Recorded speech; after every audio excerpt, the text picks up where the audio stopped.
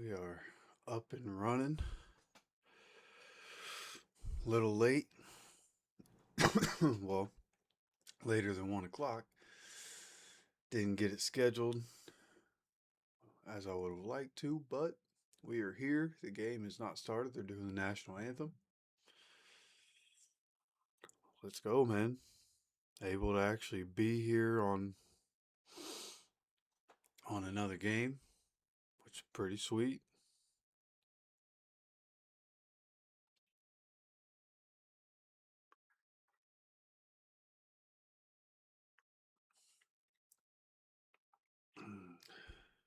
Don't know when I'm going to get a weekend off again, so took advantage of it. Stayed up with the boys last night, playing some video games.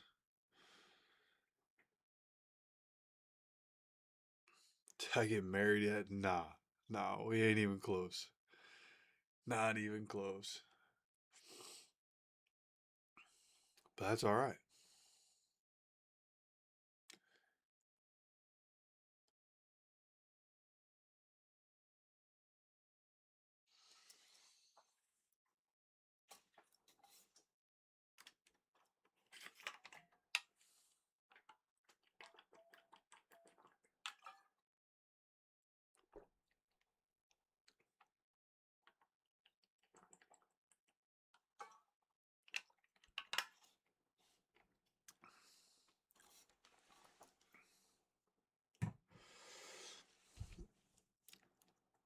Me either. I was married once, yeah. Well, assuming you're not married now, that's welcome to the single man's club. We do just fine over here. And pretty much every dude that I know that's been married at least once, like, bro, don't do it, bro, don't do it. Which is why for a long time I was never gonna do it. You know what I mean? But, somebody comes around that I think I could live with, we'll see what happens.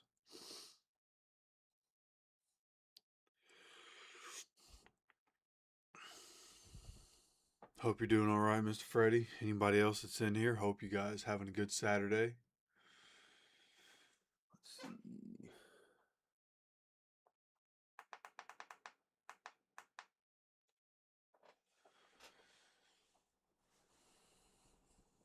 Maybe a little too much there.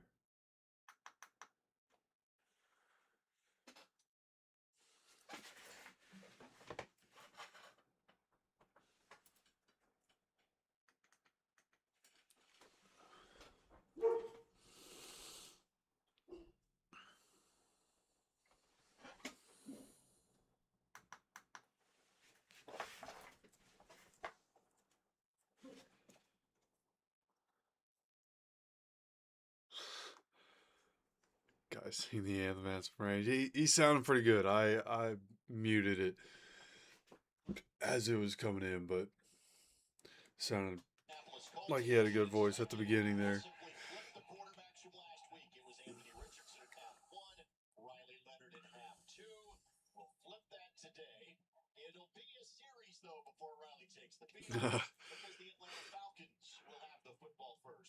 Yeah, it's probably the best thing about being single, bro. Not having to do all the things that you got to do. Oh, excuse me. I woke up about 30 minutes ago. Probably going to be some yawns along the way. My apologies.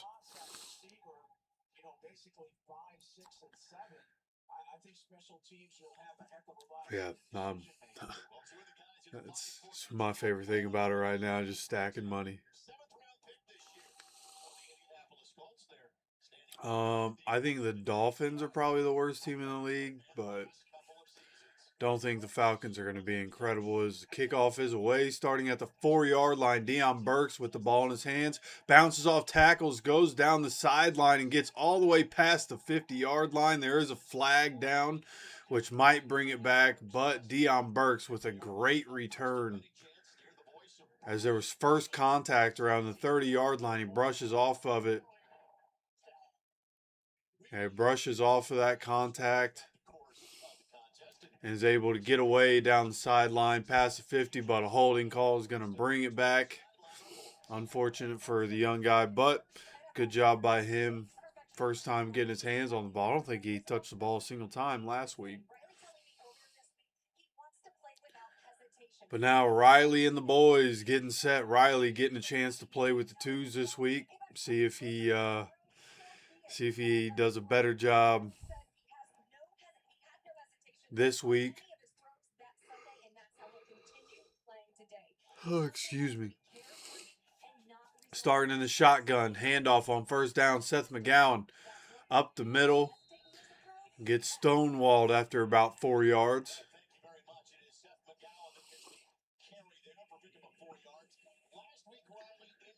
And during the game, I want to see the run game work. I know in practice, people were saying that the run game wasn't really working in practice. Of course, this isn't the starting unit with Jonathan Taylor. But just want to be able to see the run game work the way it should. So we have 2nd and 6 in the shotgun. Riley takes a snap, drops back, loading it up down the field. And this one going to be incomplete, going for Laquan Treadwell, who's looking for a flag, but the DB was guarding him face up. No flag there. Can't fight through the contact to get it. The ball was thrown a little ahead of Laquan Treadwell.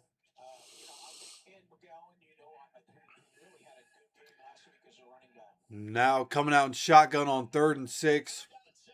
Nobody in the backfield. He motions Seth McGowan from wide out to in the backfield with him.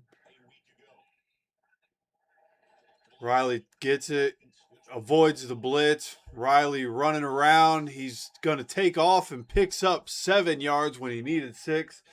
There is a flag down. Looks like when Riley was trying to run around there was a holding. 68, I believe that's Josh Sills. Oh, no, that's Dalton Tucker.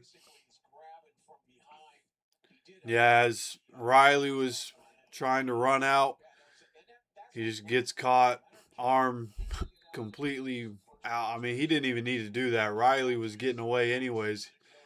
Didn't need to grab the defensive lineman there, but that brings it back, makes it 3rd and 16. Those are sorts of mistakes that keep you as a backup right there.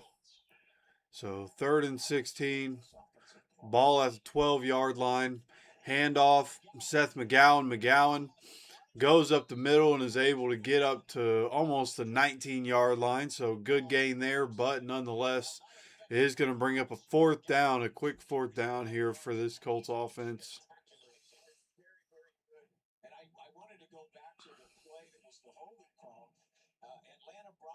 Which they do all the time, and he did a heck of a job of picking it up. And that's such a bright spot for a young running back trying to make the team. Rigoberto Sanchez, back to punt average more than 50 yards a kick a week ago. Rigoberto with the punt down to the 34, missed tackle by one guy, but a good hit by Wanye Thomas there on special teams. Only going to be about gain of about 7 or so on the punt return.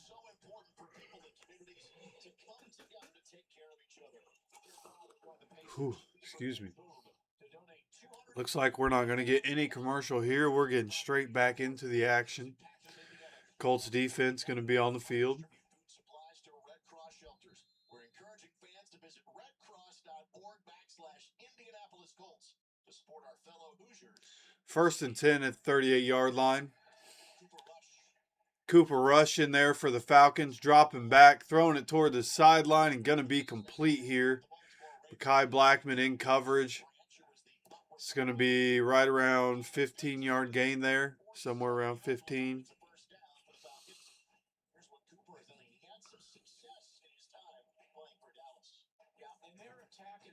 That's kind of been the story the last started in New England, and they came right out and attacking Blackman on the left side, number 29. And Mackay had a couple of pass interference penalties on the opening drive. Now 1st and 10, Colts side of the field, 47-yard line. This is going to be a screen pass. And this is going to be Cam Taylor-Britt, the veteran that's coming in as a depth piece for us. Great tackle right at the line of scrimmage.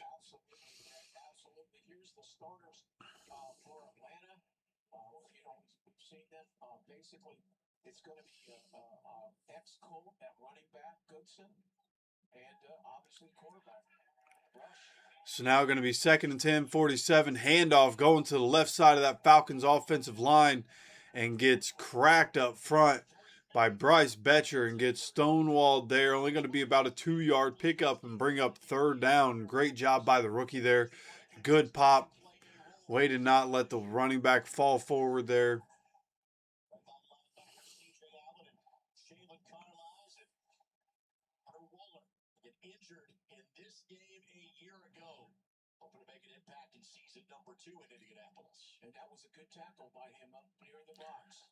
So now we got 3rd down and 6. Dropping back is Cooper Rush. Able to get the ball out to the soft spot in the zone and picks up just enough for a 1st down.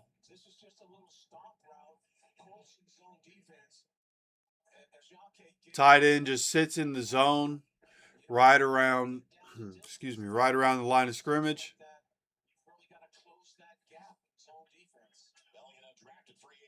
And they're able to pick up the 1st down. So now 1st and 10 here, 36-yard line. Cooper Rush is under center. Going to be a handoff left side once again, able to bounce through the holes, the running back, but good tackle by Jalen Carlisle. Stops that one before it gets too far. Going to be about a 4-yard pickup there.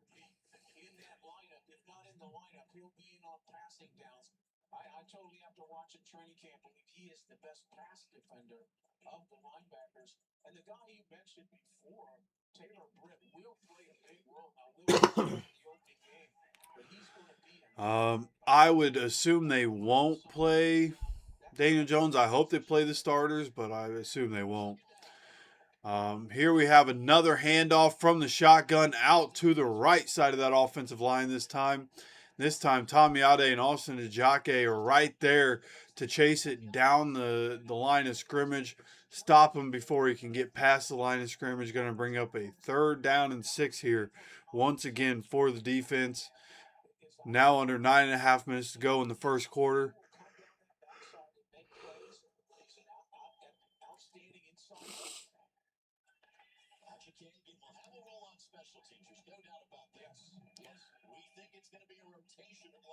So here we go, 3rd and 6. Cooper Rush in the backfield by himself. Dropping back, gets the ball out quickly and can't get to the receiver. Cam Taylor-Britt not allowing any separation there. And defense able to get off the field after the bad pass by Cooper Rush.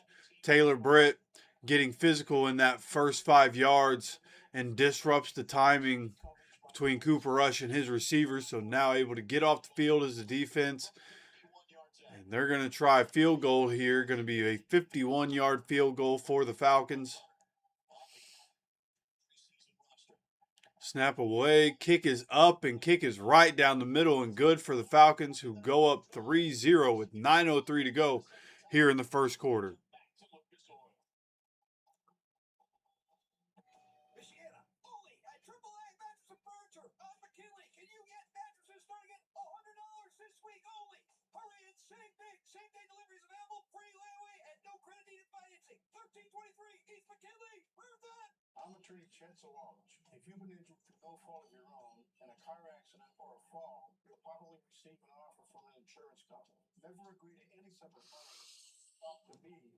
Yeah, I'm honestly surprised.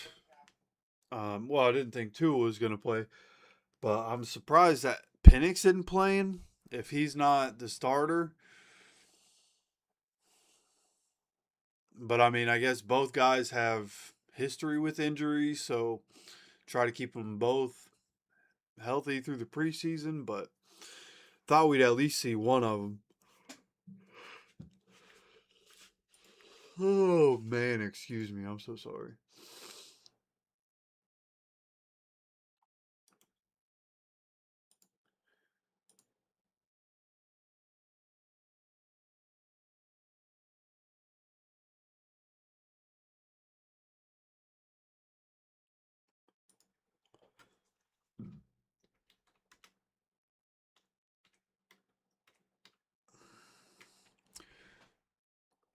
As I go through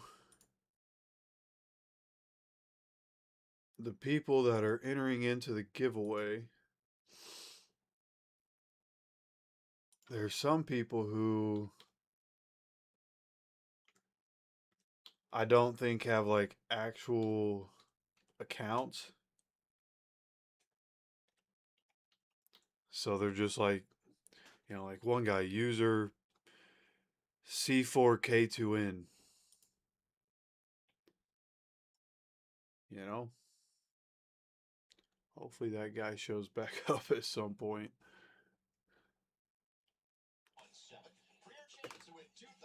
If he were to be the winner. So the Indianapolis Colts offense will take the field for a second time. Penalties to rail drive at number 1. Falcons get a couple of first downs, get 3 on the board. Similar circumstances last week by the Patriots on their opening drive. Yeah, 51-yard field goals are becoming just routine. 60, you start to question, will he or will he not? We saw a 61-yarder go for the Colts last week. And I still have visions in that Seattle game where we kicked the 60 and somehow give it up in that last minute. Apparently 55 is the new layup these days. It's a layup, absolutely. Kickoff is away here as we're coming back. Anthony Gould Coleman Owen from about the 3-yard line. Another flag coming in here at the end. Gets stopped at about the 29-30-yard line. Going to be on the Colts once again here. Special teams holding on 2 returns so far. Referee Brian Neal, longtime NFL official. Brian is from the Evansville area, calls Indianapolis home, and you saw the back of his shirt. It says you. He is normally an umpire. This is Sean Smith's crew. Brian's getting a chance to fill in and a chance to be a referee for the first time in an NFL game. Congratulations, Brian.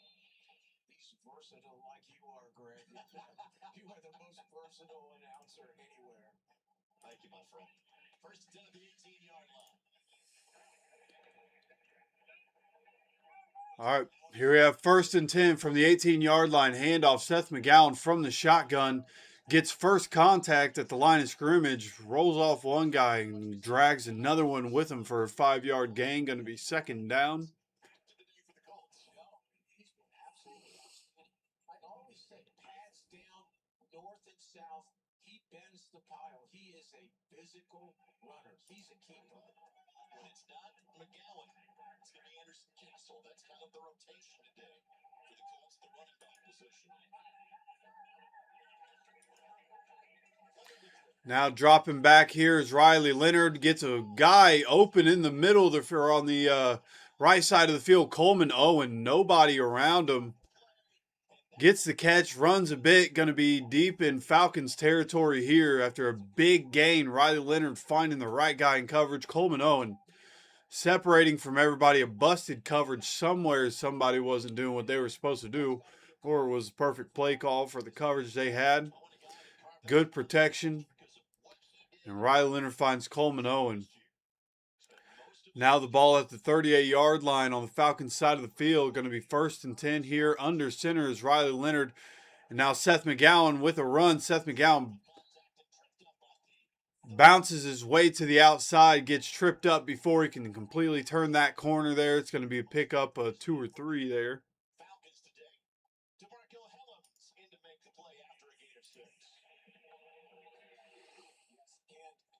One thing that we kind of lost because of the penalty, that was a very encouraging return by Burks there on that first kickoff.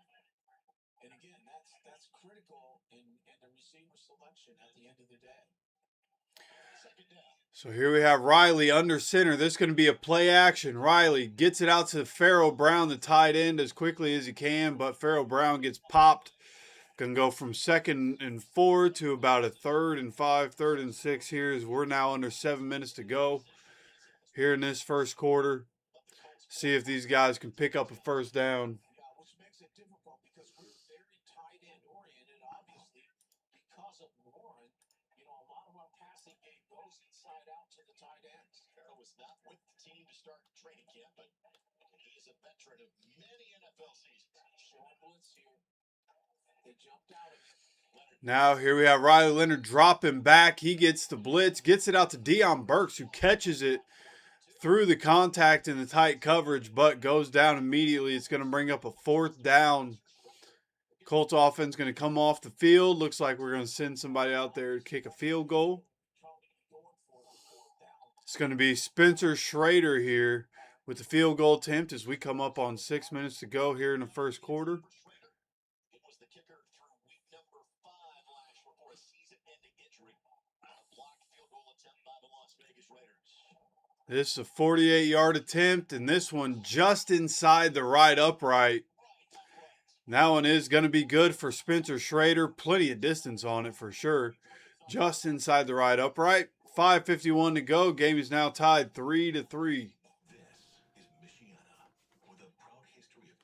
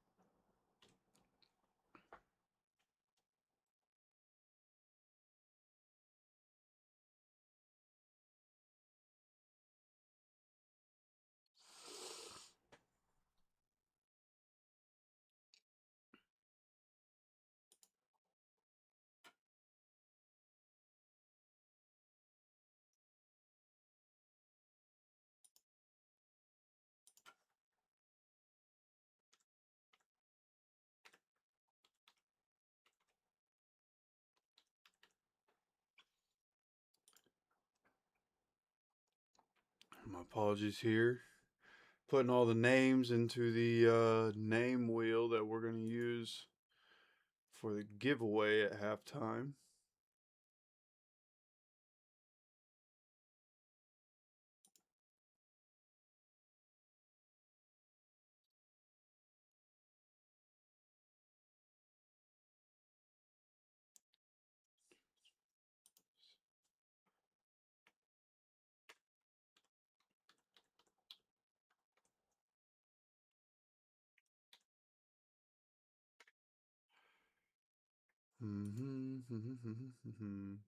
Anybody that is here, appreciate you hanging out with me on this Saturday. No, it was very last minute. I told you guys I wouldn't be here on Saturday, so or for any more games this season. But I think it was the very next day I went into work and things changed. Which will happen. You know, when you're on salary, you just kind of do what they want you to do. Here we have the kickoff is away. Returning it from the right side of the field, gets to the middle as he goes through the 30 and up past the 35 and goes down right around the 40-41 yard line here. So Falcons going to get some good starting field position. Let me tell you something, man. Coaching is a different breed. I'm just telling you. It consumes your life and nothing else gets in the way. Excuse me. That was a flat kickoff right there that came out to the 40. You got to factor that in. We don't want them starting at the 40. So Cooper Rush starting under center from the 41 yard line.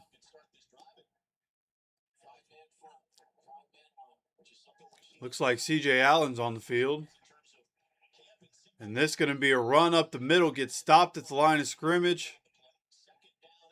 I believe that is Michael Clemens on the stop. I think that was Michael Clemens.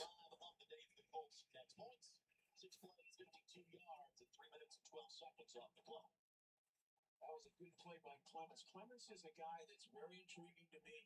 He plays defensive end, but he moves inside in certain situations. Now 2nd and 10, coming out in the shotgun is Cooper Rush. Taking the snap and dropping back. Gets the ball out to his tight end quickly. Tight end able to spin away from one guy, gets contact and spins off another and goes down after about a 9-yard gain. So right around that 50-yard line, going to be 3rd and 1 here for the Falcons.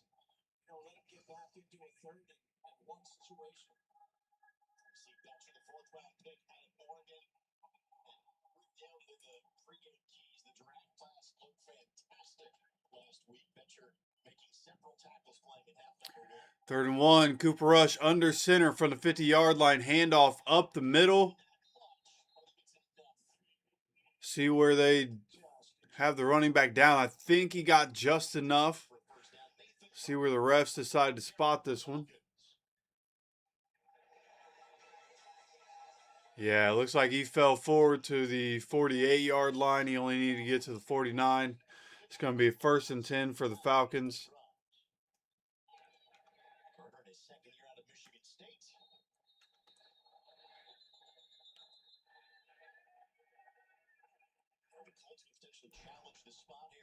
Looks like Shane might be saying screw it and challenging the spot.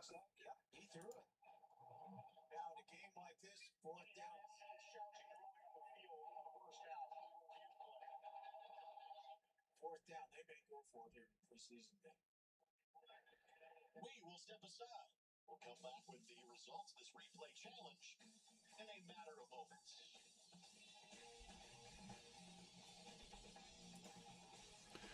So what do we have? 1, 2, 3, 4, 5, 6, 7, 8, 9, 10, 11 people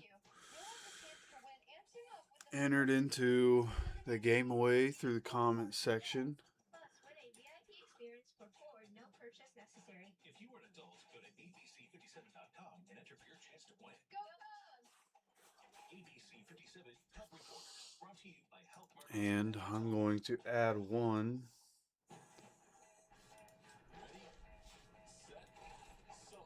Because, well, my channel, my giveaway, I'm allowed to add who I want. And Sportune suspension. Honda has all you need to get summer ready as the most fuel-efficient. So, gonna have 12 guys. Now, those of you that are here, those of you that are a part of the giveaway, right? The way it's gonna work is we're gonna draw a name, right? We're gonna spin the wheel. When it lands on your name, you're out. We're gonna do that till there's one name left. The last guy, it's gonna be last man standing situation. Last man standing will win the giveaway. We'll do that at halftime.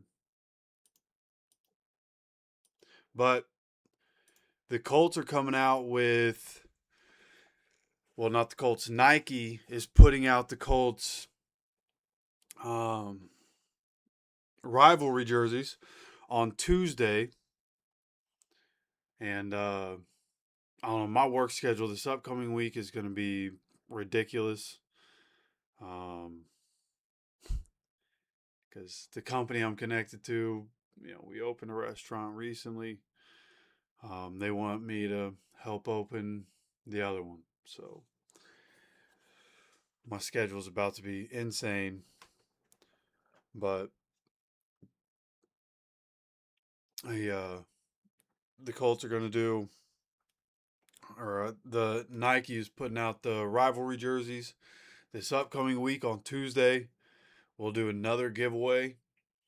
How do you enter? It'll be in the videos. I drop videos on the channel, as well as do as many live streams as I can.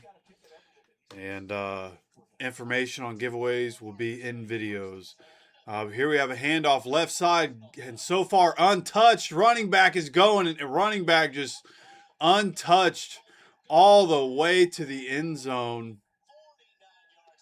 49-yard touchdown as we come back after the challenge.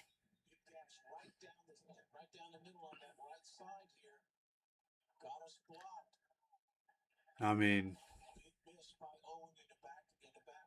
Might have had his leg touch a couple times as defenders were diving at him along the way, but largely untouched. There will be a flag, a post-score flag. But clearly, Mr. Goodson has made some new friends in his time with the Atlanta Falcons. No, absolutely. But I think that's their first touchdown of the week, so they're probably pretty happy with it.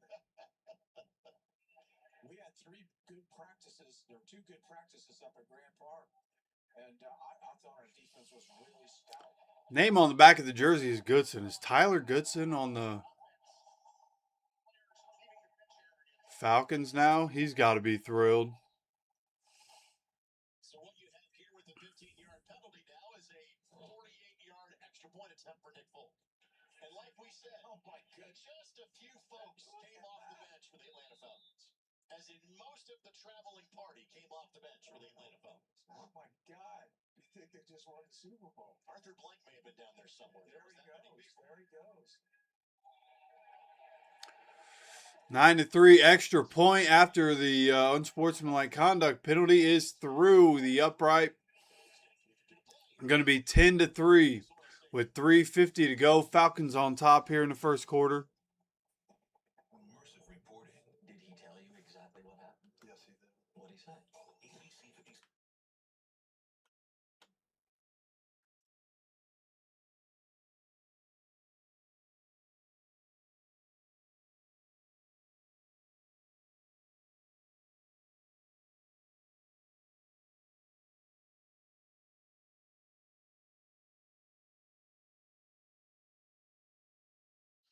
I just saw Emmanuel ask if I'm going to cop Robert. Yes. I am for sure getting a well, okay. Assuming there's some sick black jerseys, yes, I'm getting a rival. I've been waiting forever for an actual black jersey from the Colts. When they put out the Indiana Knights jerseys, I was so upset. Thought they were going to put out a black jersey. Thought it was going to be sweet. It didn't happen. So, assuming it's going to be a black jersey, the Colts put out a video of the players seeing the jersey. They obviously didn't show the jersey in the video. They were just showing players' reactions to seeing the jersey, and their reactions seemed genuine. So I think we're gonna get some really nice jerseys, and assuming they're sick, I will be getting one. We're also going to do a giveaway for me to give one to one of you guys. Now, full transparency on that is that I have a dentist appointment coming up and seeing a specialist. I'm gonna have a lot of work that's got to get done. So I don't know how immediate that giveaway is going to be. I got to figure out how much money I'm about to spend on dental work because I didn't take care of my shit for so long. But I am going to do a giveaway as much as or as quickly as humanly possible for you guys. Be able to get you guys a jersey along with myself. 3 plays later, former Indianapolis Colt Tyler Goodson from 49 yards out. Puts the Falcons in front by a score of 10-3. Brett Rexwell, Rick Ventura over to the sidelines. Yep, no special thing on that. They just blocked on right side. Got down one-on-one with Owens, and he missed. So here the kickoff, fielding it from the 1 yard line. Deion Burks going down the right, tries to fill a hole, squeezes through, and goes down at about the 33-yard line. He is a very fast guy. He's got catch and run ability. You saw that on a quick screen last week. Going to be a really interesting guy. If he doesn't make the 53, definitely developmental guy. But that kick return is going to be really important to him. First 2 drives, McGowan 4. That's a good little nugget. Colts cheerleader uniforms or new uniforms are black, so assuming the jerseys are too. Thank goodness. Let's go, man. Good eye on that. So coming out in the pistol formation, Riley Leonard, Seth McGowan behind him. Handoff, left side. Seth McGowan bounces off first contact. Goes down after about a 1 yard gain here. Coming up on 3.5 minutes here in this first quarter. Going to be 2nd down and 9.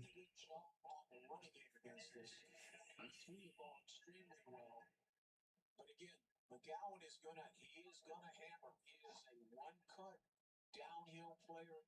He has impressed me. I liked him coming out. I thought he was a steal, and I believe he will be. 725 yards and 12. Seth McGowan seemingly getting more playing time this week than he did last week. Going to be second, and they're calling it 2nd and 8 here. Riley Leonard from the shotgun drops back, gets the ball out, and this just good defense by 26, and now they throw the flag. There was some contact. I thought it was just solid defense there, to be completely honest with you.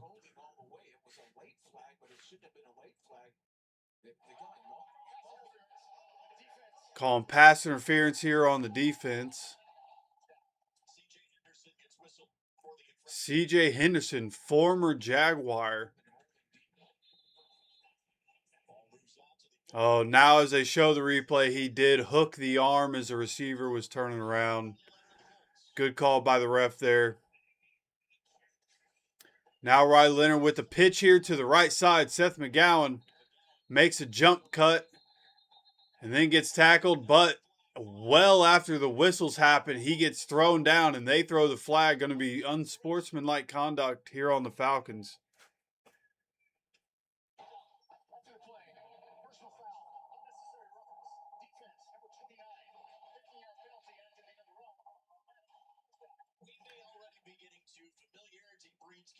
The 3rd time in 4 days that these players have lined up against each other. Yeah, well, Colts were cooking the Falcons in 2 days of practice.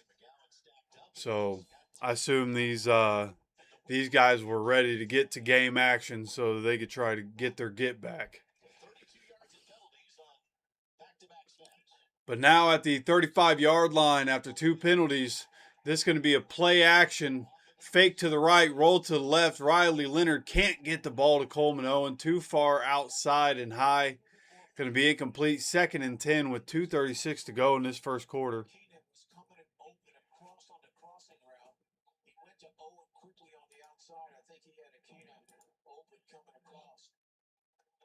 Leonard appeared in 5 games last year and started the regular season against Houston. 39 for 67, 415 yards passing, 2 touchdowns and 3 interceptions. His regular season work a year ago. Riley Leonard with the quick pass to Deion Burks on the screen, and Deion Burks gets tackled at the line of scrimmage. Good play by the Falcons DB there, getting through any would-be blockers, taking down Deion Burks. Unfortunate. Want to see the ball in Deion Burks' hands as much as possible. I mean, when he gets the ball, he moves quickly. His ability to go from getting the ball to being at full speed is ridiculous. Seeing it on the kickoff, seeing it when he gets the ball, but he hasn't had any room to run when he does get the ball. Now from the shotgun, Riley Leonard dropping back, looking, has to try to get this one out to Seth McGowan. This one bounces on the ground. Going to be 4th and 10. So Colts offense not able to get anything going. 2 penalties get them downfield, and now Spencer Schrader going to get a chance at another long field goal. Going to be about 47 yards, I believe. Actually, no, that should be 52-yarder, I believe. 53, officially what it'll be.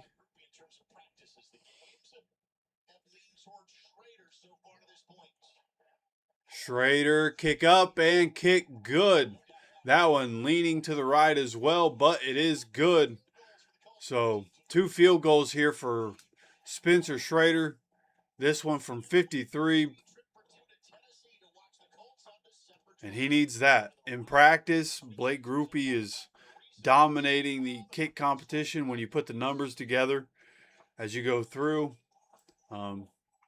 Spencer Schrader definitely trailing in that competition, but in the 2 games, and of course Blake Grupe hasn't tried a kick here in this game yet, but in the game, Spencer Schrader has the upper hand so far. I think the air quotes here loser will frankly end up on somebody else's roster. Absolutely. I think we're looking at 2 NFL kickers on this team.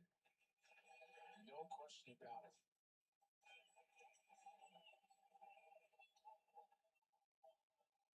Spencer Schrader. Last return by the Falcons was for 37 yards. Now we'd like to see him follow up with a difficult kickoff.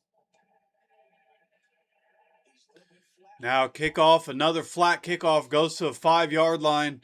Falcons returner able to run this one out. First contact by Wes Weeks right around the 31. Gets dragged a couple yards, but takes him down about the 33, 34-yard line. Nearly 14 minutes so far. Yeah, it's been an interesting game, penalty-ridden, but I see a lot of good things. I see McGowan picking up right where he did a year ago. I like Burks on the returns, and I think Riley's off to a better start than he was a week ago. Defensively, since the defense seemingly kind of won last week's battle, anything concern you through the first couple of drives? Well, obviously the direct run that went for a touchdown, we can't let that happen. You can't give up big plays, particularly on the rookie game. Now here on first down, a screen pass to the tight end. Hurdles over Cam Taylor-Britt as Cam Taylor-Britt was going for a tight end's legs. But Austin Ajake able to bring him down. Only going to be a gain of 4 yards here. Going to be 2nd and 6 as we are closing in on 1 minute to go here in this first quarter. Cooper Rush in for the Falcons at quarterback. Continues to work here against this Colts defense. Looks like Caden Curry and George Gums are defensive ends right now. This is going to be a handoff right side. Running back makes a cut, goes through the hole, and is able to pick up just enough for a first down here.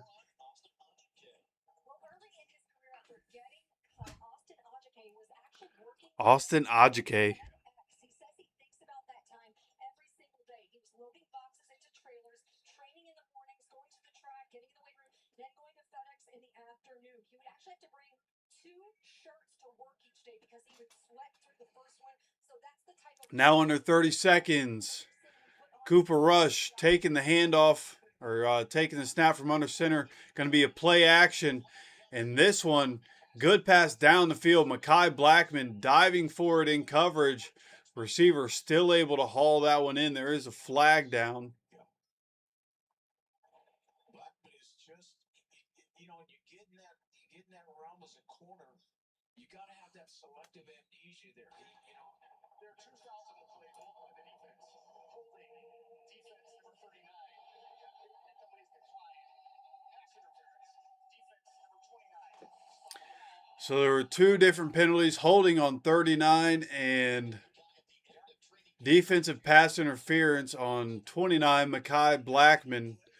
The defensive interference is the one that they're going to take. It's going to be an automatic first down. It was going to be a first down anyways.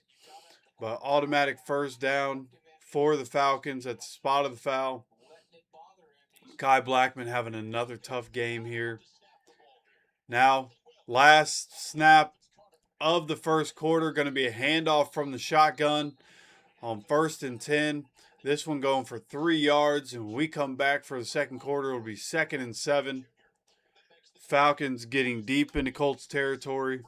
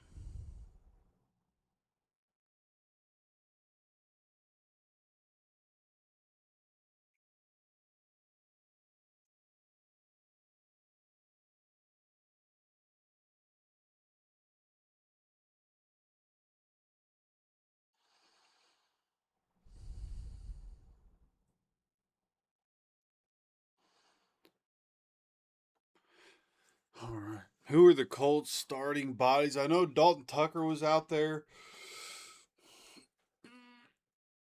I assume Jalen Farmer was out there. I don't know. I'll have to let you know. I haven't really paid too much attention about who was out there for the Colts. Josh Sills is out there.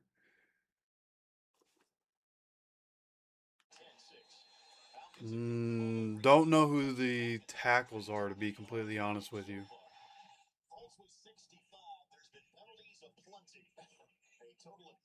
Dalton Tucker is the starting left guard, I believe, in this game. Here we have pistol formation. Going to be a handoff here on 2nd and 7. Running back runs up the middle. This one going for about 4 yards.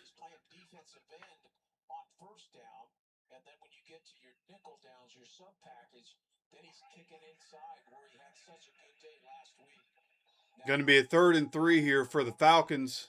See if the defense can stand tall, get off the field here.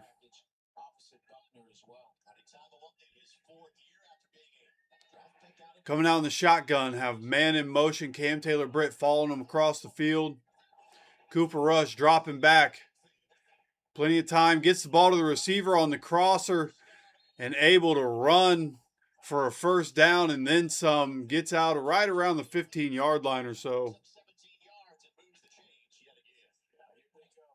This is a stat cross, double cross. They got a nice little run from the tight end, and basically he wasn't able to get in there and get it.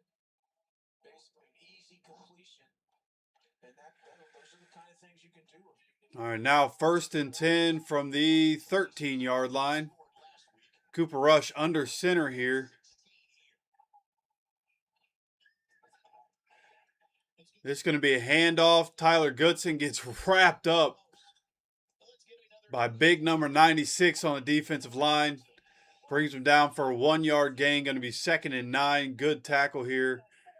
And we have a Falcons offensive lineman down holding his knee right now.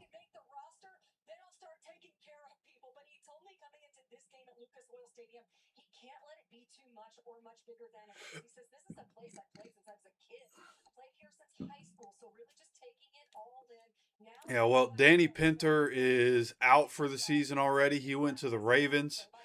He, just a couple days ago in practice, Danny Pinter suffered a torn patella tendon. He was in line to be a starter for the Ravens. And unfortunately, he'll be missing another season due to injury. Freddie, do I think C.J. Allen will be an upgrade over Franklin? I think, in the grand scheme of things, I think yes. I think there will be different rookie mistakes that happen. He's missed time in practice with different injuries. So he's going to have to be on the field. He's going to be able to get reps. But I do think overall he'll be better. Cooper Rush dropping back here, gets the ball out to his running back. Jalen Carlisle's in on the tackle. Doesn't let Tyler Goodson get any more yards there. It's going to be 3rd and 4 or so. Calling it 3rd and 5, at least on the graphic. Under 13 minutes to go now here in this second quarter. And need the Colts to either get off the field here on 3rd down, or the Falcons need to hurry up and score a touchdown. The boys got to use the restroom. And now handoff here, Tyler Goodson, and this is going to be a good stop by the defense.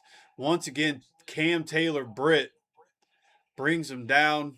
Austin Ajake helping bring him down there. Going to be a gain of 2. It's going to be 4th and 3. Falcons might be keeping their offense on the field here. Down at the 7-yard line.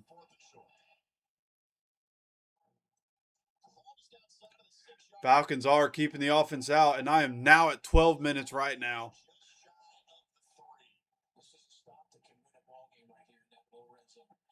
So here you have Cooper Rush in the shotgun. Dropping back to pass, going to his receiver on the outside, and this one incomplete. And once again, a flag on Mekhi Blackman. Hands all over the receiver. That one was pretty obvious. Going to be pass interference. If it's pass interference, they're down at the... Actually, I think they're down at the 1 either way.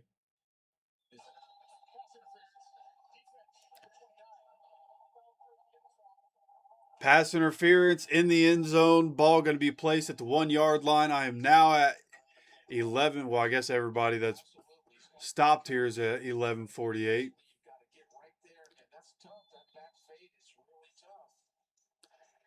Mekhi Blackman is got a lot of reps last year. He's playing himself off the team the way he's been the last couple weeks. 1st and goal, punching it up the middle and not able to get there. Going to be down about a half a yard short of the goal line. Going to be 2nd and goal. Defense really prolonging this thing. We're looking for Nani to be that guy, that anchor, that space-eating nose tackle, that when you want to give Grover a blow on 1st down, you got a guy that doesn't. And that's been an issue with us. We have been able to do that very well.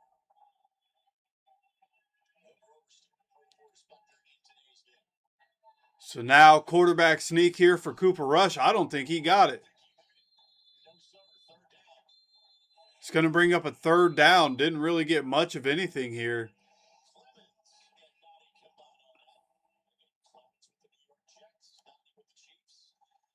Good job by Colby Wooden in that defensive front.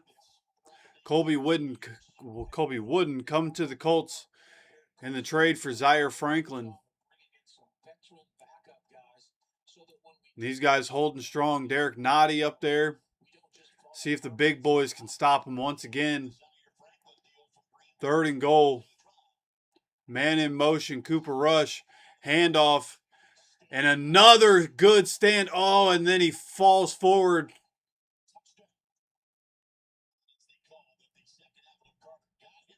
Think there was a second effort. He got popped and went backwards, but was able to regain his footing and dives forward here. Ajake with a good pop, but it was 54 coming in for the Colts. He was getting held up. 54 went past him initially in the defensive end and then came back for the hit and hit him into the end zone, or else he would have been stopped a yard short. Would have actually been for a loss. Well, I guess forward progress would have been right at the line of scrimmage. I've looked at it 10 times, and still, it is not a fumble. So 54 hits him and pushes him into the end zone, or else he wouldn't have scored. After video review, it has been deemed to be a touchdown. Shane Steichen may disagree on the call. I mean, last week we had the same situation. Right? Get into the end zone, but fumble after you get there, that should be deemed a fumble. Same as last week if we're going to be consistent. Extra point up and good right down the middle. Falcons up 17-6, 10:20 to go. Here in this 2nd quarter, I have to use the restroom. I will be back. Don't go anywhere, fellers.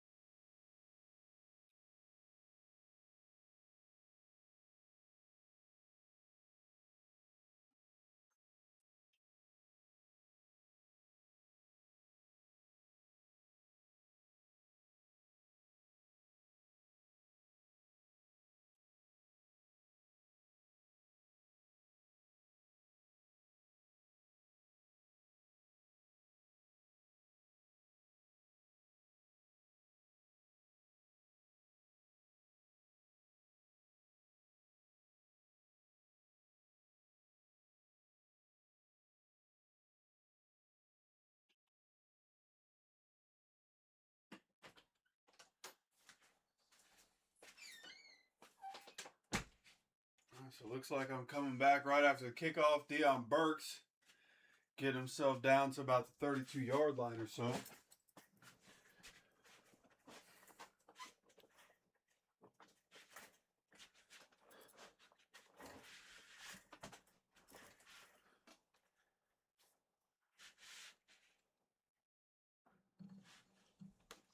So we have Riley Leonard, who I was hoping would perform better this week. Seth McGowan on the handoff, and the offensive line gets blown up.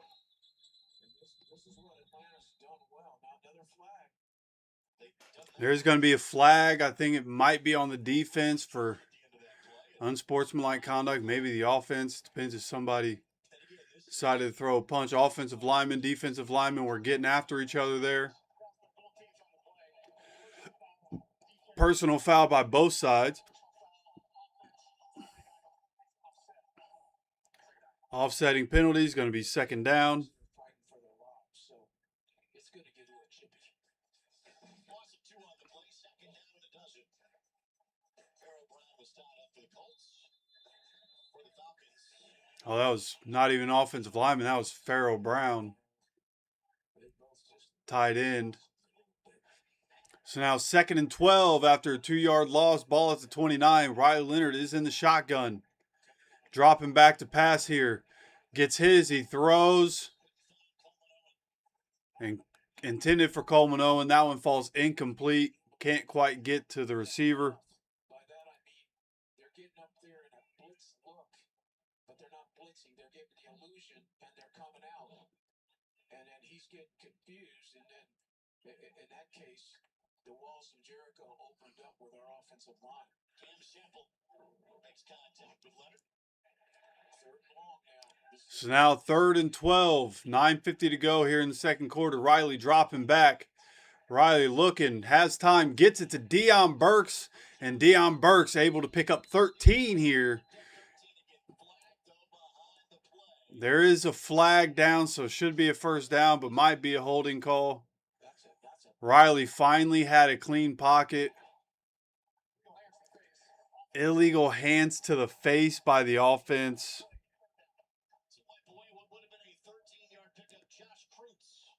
Josh Kreutz.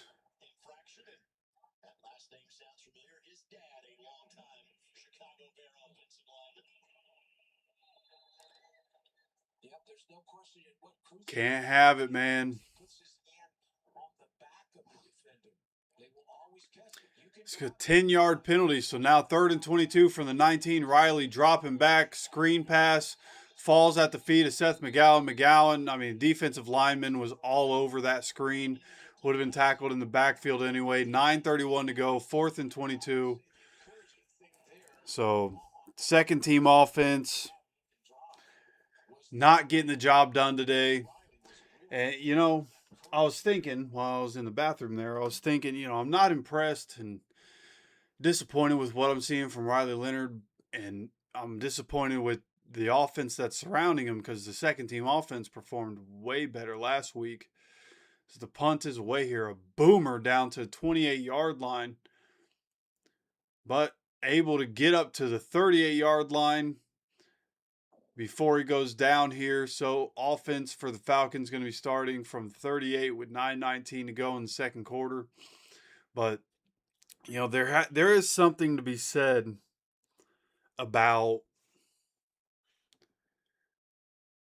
having a command of the offense, right? That's something Shane has talked so much about, right? We heard it a lot last year when Daniel Jones and Anthony Richardson were battling for the job.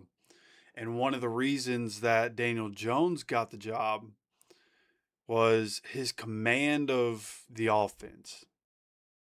And I think that's something Riley Leonard has to learn, right? This is your opportunity. You have to have command of the offense. Get in the huddle.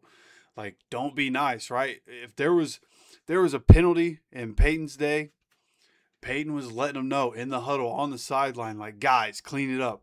What are we doing? You know what I mean? Like, there was no messing around.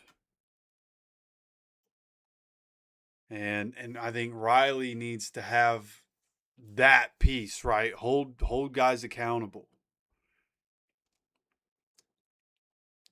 Just take command of your situation. So unfortunate to see what we're seeing right now. See, in the second half, is AR able to have some success? Yeah, no Will Mallory. Seems like Will Mallory's going to be a pretty important part of the offense this year. So they seem to be holding him out.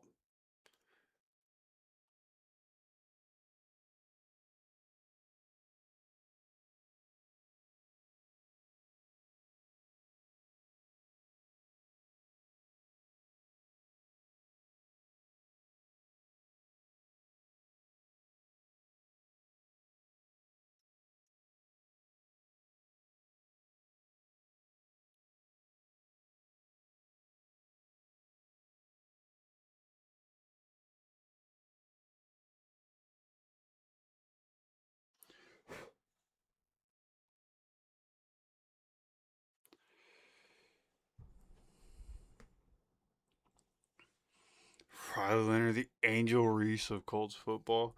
I wouldn't go there yet. Angel Reese, especially for Indy fans, is hated by many. I think I think because he's missing layups. I see what you did there. 1st and 10. Ball spotted at the 39. Cooper Rush under center. Pitch to the left side of the Falcons offensive line. Tyler Goodson able to bounce this one out and picks up about 6 yards. There is going to be a flag here. Holding on the offense. Looks like he was able to make it through make it through the hole there because of a holding.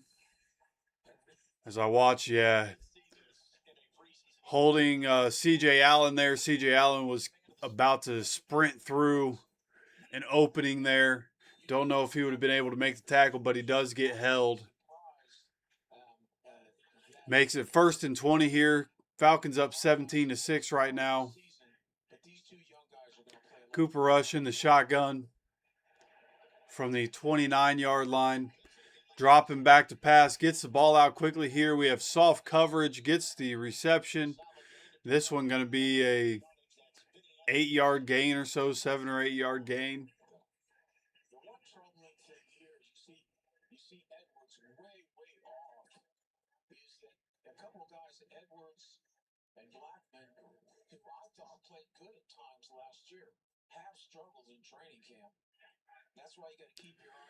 Officially, it's looking to be a 6-yard gain. Going to be 2nd and 14. Here's we come up and past 8.5 minutes here in this second quarter. Cooper Rush in the backfield by himself in shotgun.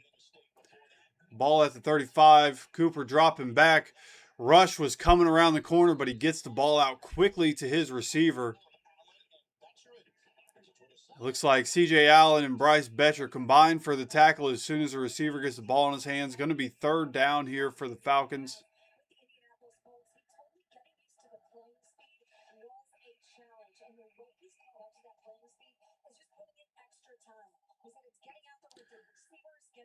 So now going to be a 3rd and 8 here.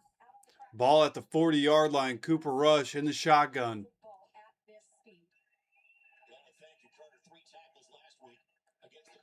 Cooper Rush dropping back.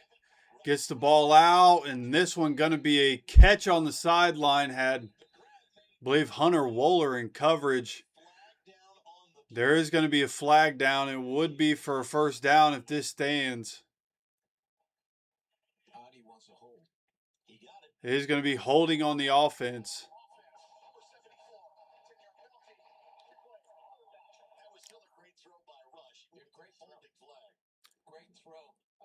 So now Falcons getting a couple of penalties on the offense. The rush was coming that time. The rush was definitely there. Right at Cooper Rush's feet. Good throw by Cooper Rush there, but is offset by a penalty. We're now 7:25, 7:24. Clock continues to run. 3rd and 18 here for the Falcons. Cooper Rush in the shotgun. Going to be a handoff up the middle. and gets tripped up by Hunter Wohler. And this one going to be a 4th down. Going to bring up 4th down and 11 here. So we come up on 7 minutes to go in the second quarter.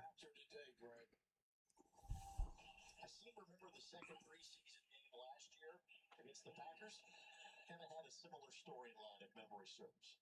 We were here for a little bit that day. I live for the moment. Here's Jake Bailey.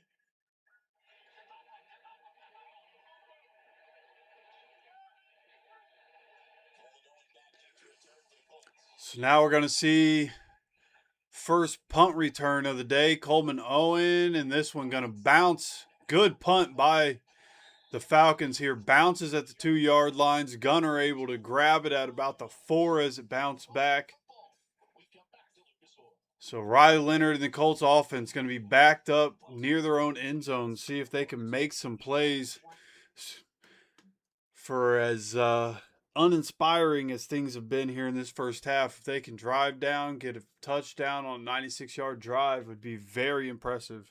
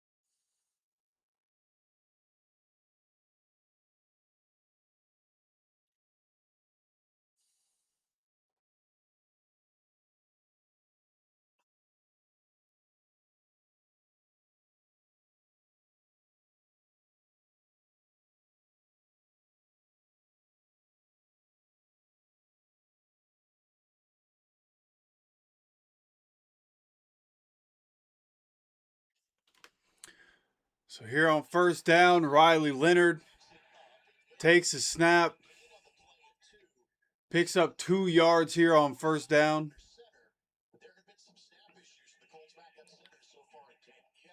And looks like a fumbled snap, but he picks it up.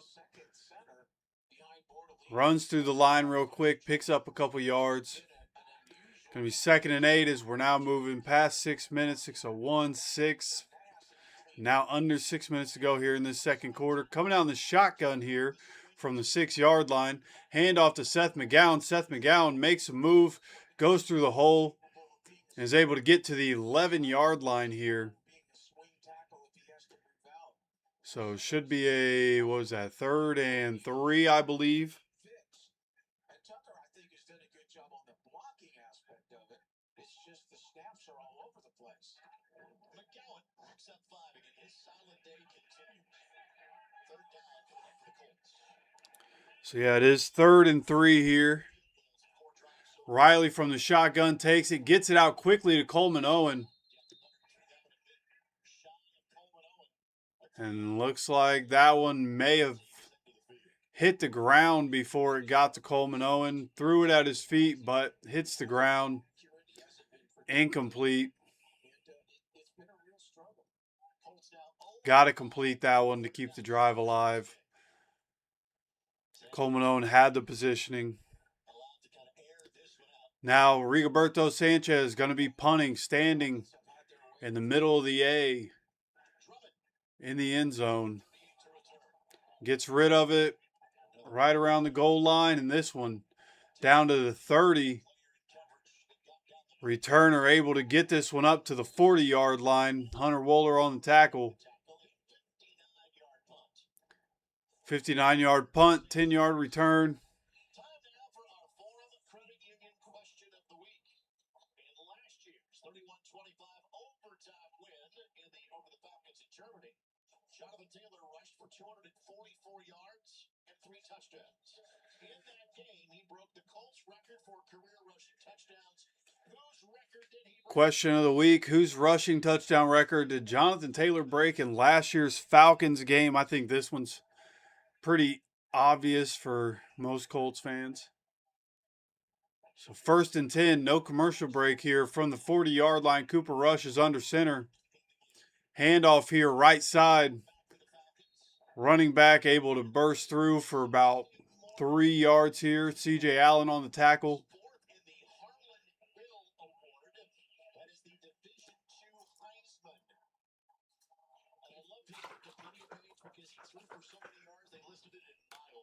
Threw for 7 miles in his career playing in the Northern Sun Intercollegiate Conference. He has a live arm, I can tell you that from practice. Michael Penix Jr., when healthy, is the one to a Tagovailoa. Now a handoff here on 2nd down, and Bryce Betcher gets into the backfield, brings the running back down. Bryce Betcher doing a really good job, had a really good training camp, had a good game last week. And this time reads this perfectly, runs right through the hole in the offensive line and brings the running back down as he was trying to run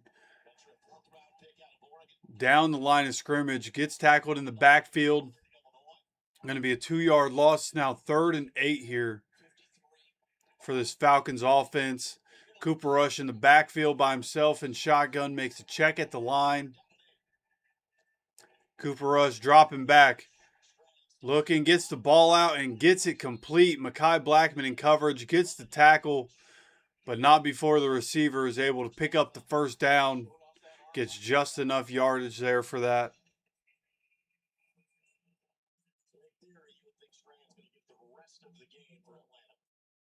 But Rush played awfully well in his time in the contest. Yeah, Atlanta's done about what they want to do to us. A little bit disappointing here tonight.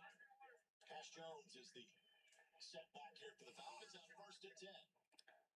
So 1st and 10 from the 50. Cooper Rush under center. Going to be a play action rollout. Check down to the, or screen pass nonetheless, to the tight end. That is Nick Muse, the tight end, able to run forward for about 10 yards. Going to be just enough for another 1st down before he's tackled by, I believe that's Rob Carter Jr. But you've mentioned it, there's kind of a unique opportunity at the nickel spot for the Colts because that's going to be Justin Wallace during the season. In theory, Cam Taylor-Britt is the backup at all 3 quarterback positions, but he's not going to play. Going to be 1st and 10, 39-yard line, Colts side of the field. Cooper Rush is under center here. Going to be another play action looking, and he gets the ball out into the soft spot of the zone and able to get the catch here, going down around the 21-yard line as a Falcons receiver. Going to be another 1st down for the Falcons. Is wide open. The linebackers are hit and run. The area between the linebackers and the defensive backs is huge in there right now. And Strand certainly looks the part, does he not? As we have reached the 2-minute warning. And now at the 2-minute warning, Falcons up 17-6 and driving on the Colts.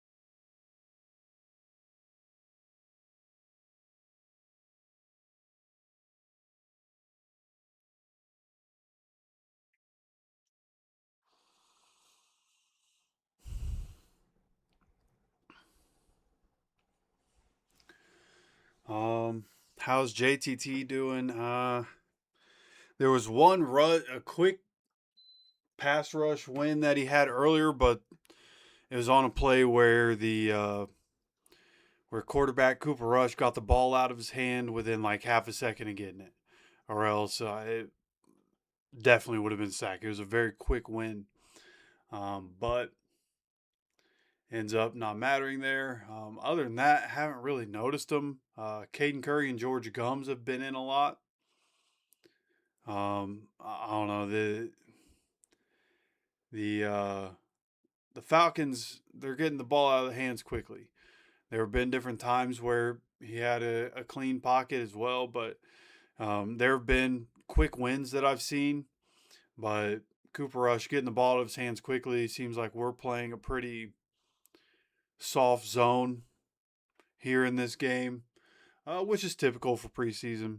You're not going to roll out your entire defense in the preseason, but because of that, Cooper Rush, he's a veteran, and he's getting the ball out of his hand pretty quickly for the most part. So haven't really been able to see a whole lot from the Colts front, unfortunately.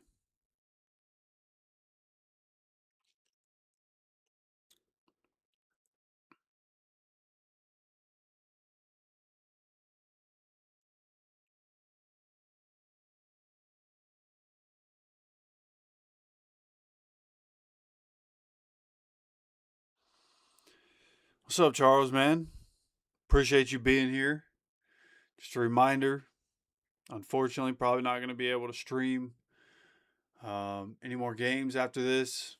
Honestly, going to have to see how my schedule changes. I thought I was going to be available for the Monday night game, but that might even be changing with the changes that are happening. So I'm going to try to keep my Mondays off, but we'll see how that goes. 2-minute warning at the 20-yard line here on 1st and 10 is the Falcons. Cooper Rush in the shotgun. Dropping back here on 1st down. Rush is in his lap, and now Cooper Rush has to run out of the pocket. Dives forward, going down after 5 yards.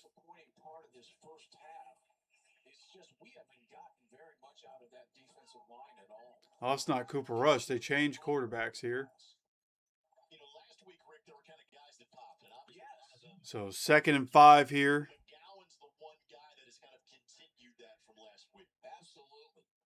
There's no question about that. He is the one guy, that's right, that is stacking a performance. From the 15, going to be a handoff from the shotgun. Running back takes it to the left, and running back picking up about 2.5 yards here. Going to be a 3rd down. This clock continues to run.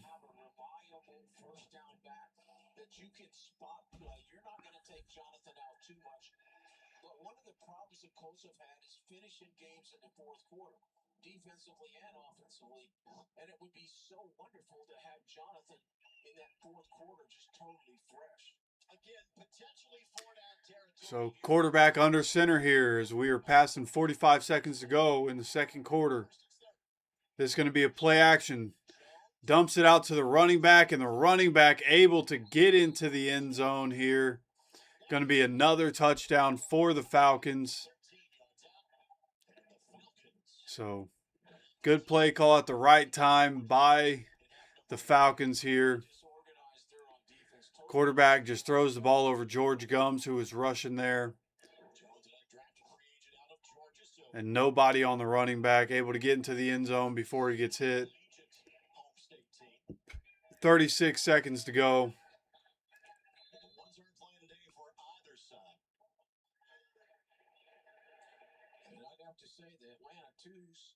Have come to play.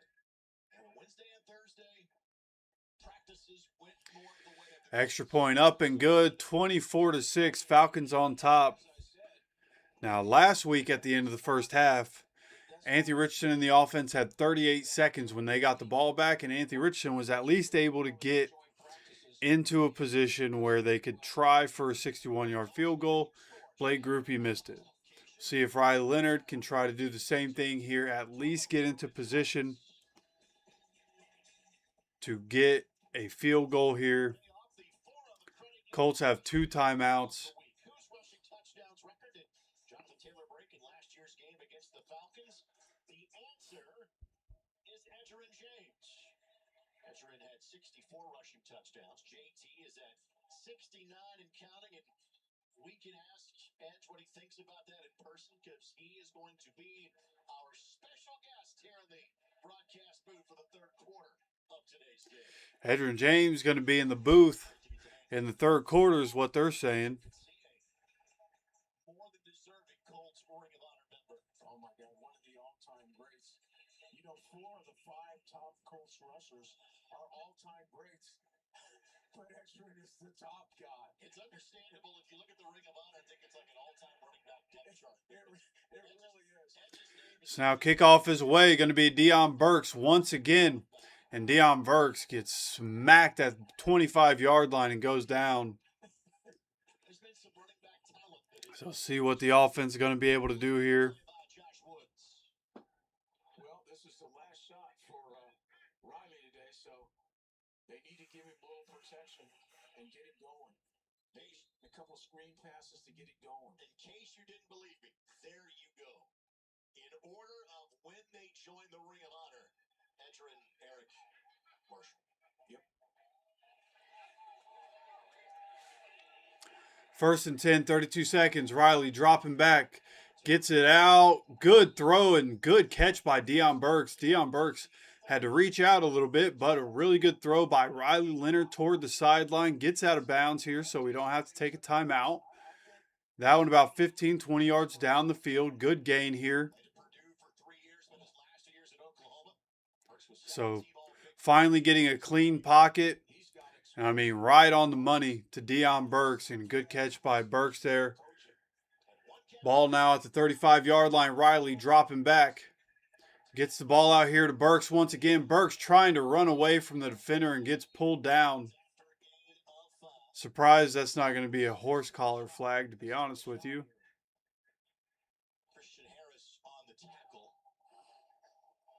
Oh, no, he grabbed him by his waist. Never mind. I know, it's the hip drop. That's what I meant. They call penalties on hip drop tackles now, right? Deion Burks is able to get up. Didn't hesitate getting up. Didn't limp or anything. I'm just saying. Thought they were throwing flags on those now. Not that I think they should. I just thought that they do. But now going to be second down after the timeout by the Colts.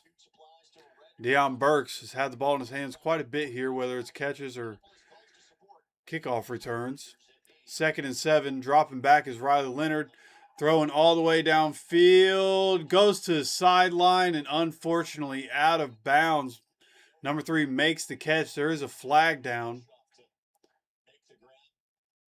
Going to be offensive pass interference. Believe they're going to call a push off here on the receiver.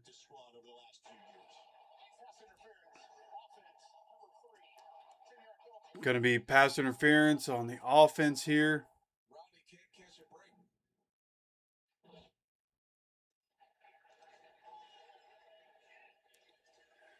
I mean, I see what they're talking about. That's as soft as it gets, but all right.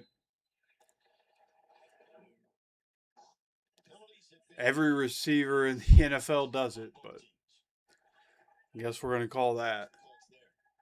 2nd and 17 from the 29-yard line. Riley in the shotgun. 14 seconds left. 1 timeout. Riley looking. Checks this one down to the running back. Seth McGowan out of bounds. 8 seconds left with 1 timeout. Yeah, and really when you evaluate preseason games, what you're looking for, particularly in these young kids, are skill sets, playmaking ability, and you mentioned it before. The other thing, McGowan catches the ball pretty well. He's not just a one-dimensional runner. And I think Burks has made a little case for himself today. We made the case that Jonathan Taylor last year played 82% of the snaps. Riley Leonard from the shotgun.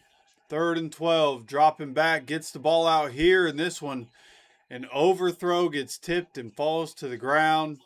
4th and 12 with 3 seconds to go. I mean, I would just keep the offense out there anyways. You only got one more play. Why punt it? Yeah, it's 24 points you gave up, and the yardage is 211 yards to the Falcons to 86 Colts. That's just not a good formula, man. We expect this to be the end of Riley's day. What does he take away from this afternoon? Well, I think he struggled again. He hasn't given us the pinpoint accuracy that you got to have on Sunday, but he's also a victim of really getting hit a ton. Now, punt is away here. Now that's playing, has not been his. And this one, they're just going to let continue to roll. Clock runs out. Kick goes to the end zone. It's a 66-yard blast. Counts as a 66-yard punt for Rigoberto Sanchez, though.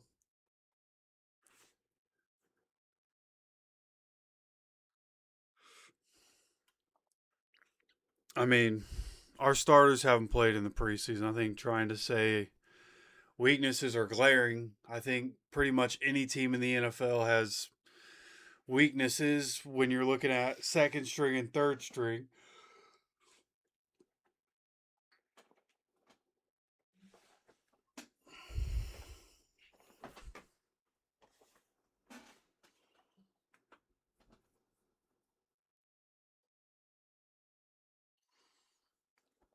Yeah, I mean, I feel like I have this conversation a lot, but like any team in the NFL, you go through, watch the preseason games, like there's some guys who will perform well one week or they're, good against twos and threes in the preseason that are terrible on Sunday. So this is what the preseason is, man. And when teams get injured, they get worse. Starters are starters for a reason.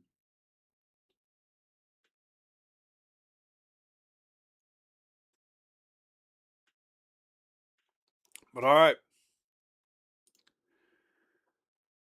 It is about to be giveaway time. Some of these people are here, some are not.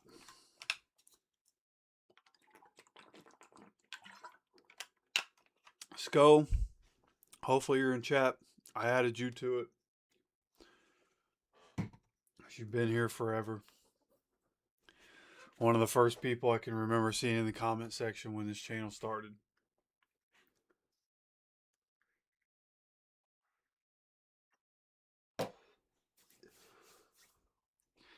So let's get to it, man. I will show you guys. All right, so this is what we're looking at. These are our names. And remember, this is an elimination game. Okay, a name's going to get picked, and it's going to be removed. The last man standing is the winner. All right? Good luck, have fun. Love you guys. I appreciate you guys. Let's do it.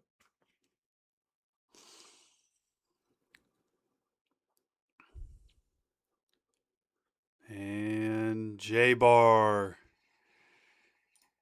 getting removed. Sorry, brother. Next up.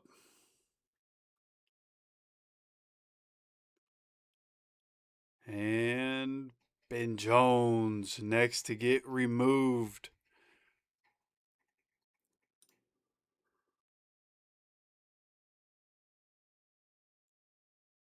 Who we got next? Oh, no, Brad getting taken out.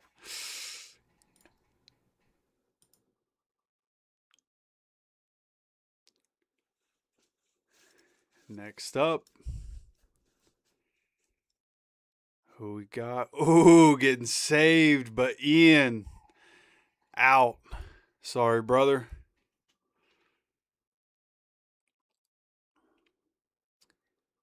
And oh, Sco. That's as close as it gets. Look at that, man. No way. Oh, man. All right. And Finn Next one out. So, what we got? We got 6 left. Halfway through. Good luck. Have fun. Appreciate everybody that participated. And John Parker out. Down to 5. 20% chance.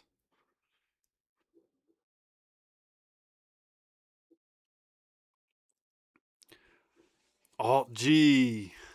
Been around this channel for a long time. I've seen that name in the comment section for a very long time. Sorry you're out on this one, brother. Appreciate you being a part of it. And then we were down to 4.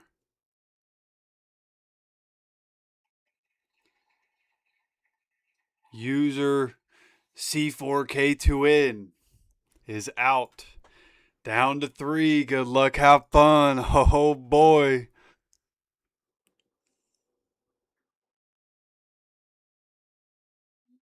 Man,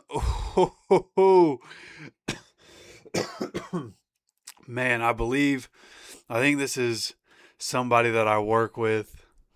Unfortunately, out. All right. About to see who the winner is. Who's it going to be? Willie or Emmanuel? 2 people who've been around forever in this one. Emmanuel, I'm sorry, brother. You are out. The winner, Mad Willie. Winner of the giveaway. Holy. What are the chances that Mad Willie's the one, man?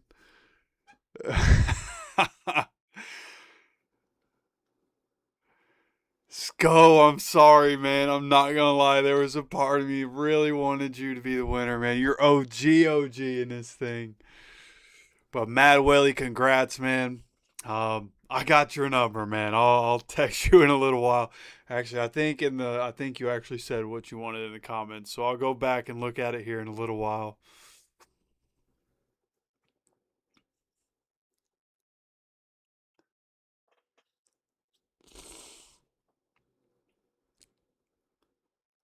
Again, appreciate everybody that took part in the giveaway. We're gonna do another one. I want to do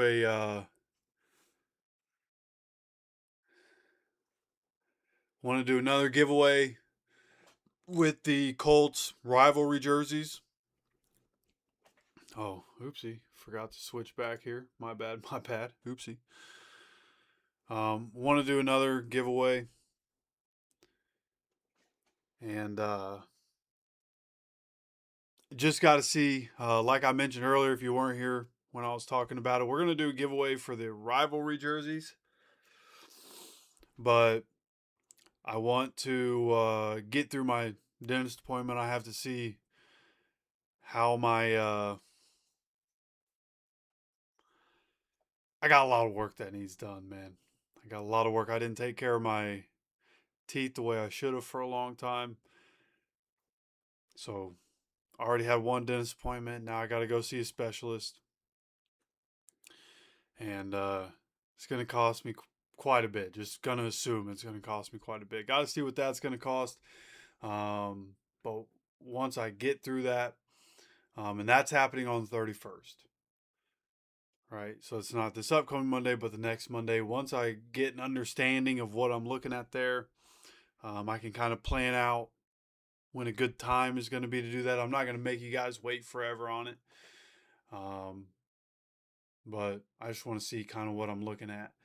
But we are going to do a giveaway for the rivalry jerseys. Tuesday is when that drops.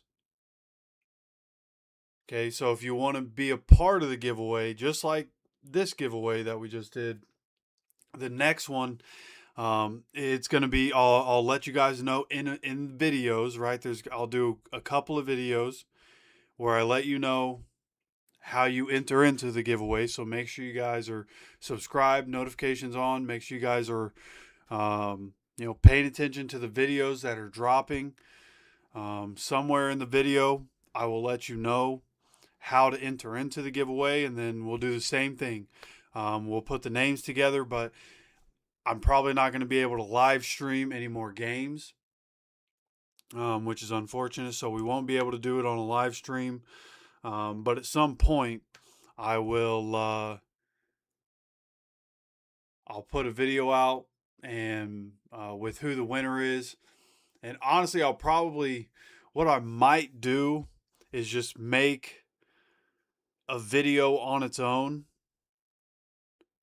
where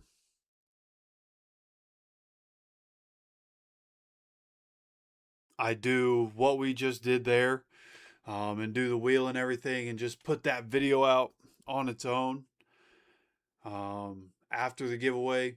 And we'll probably do that sooner rather than later. I just won't be able to. I'm gonna wait till after my dentist appointment to get the jersey, but we'll pick the winner. Probably sooner than that.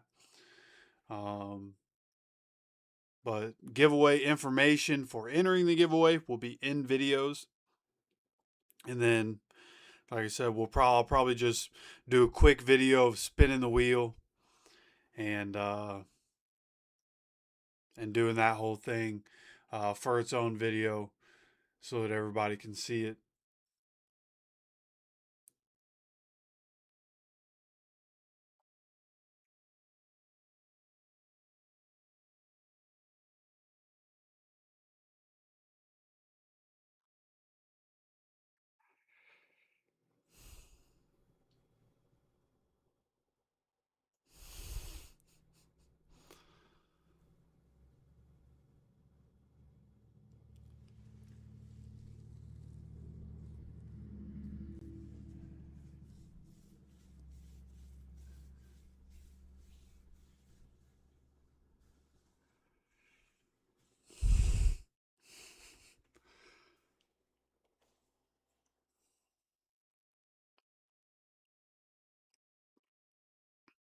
So Willie is deferring to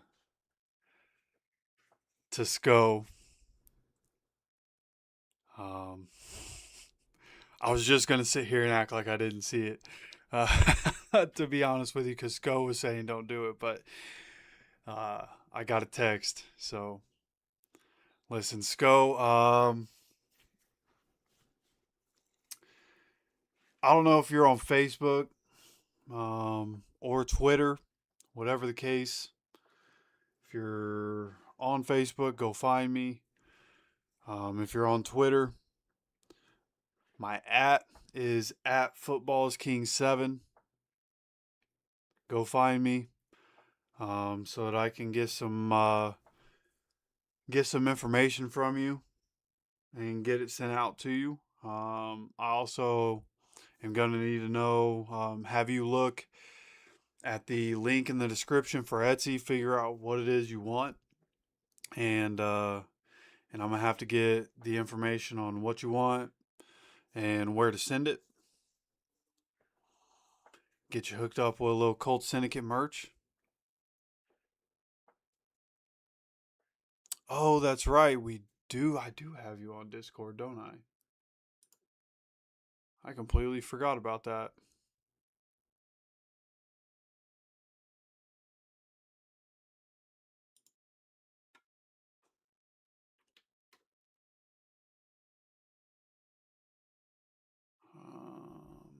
Let's see.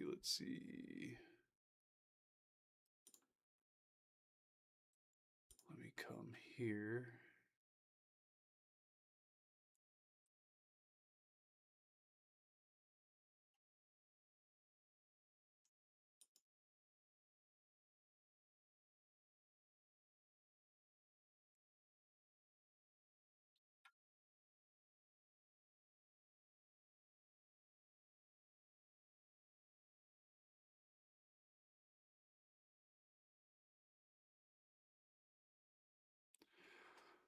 I thought I had you. Am I tripping?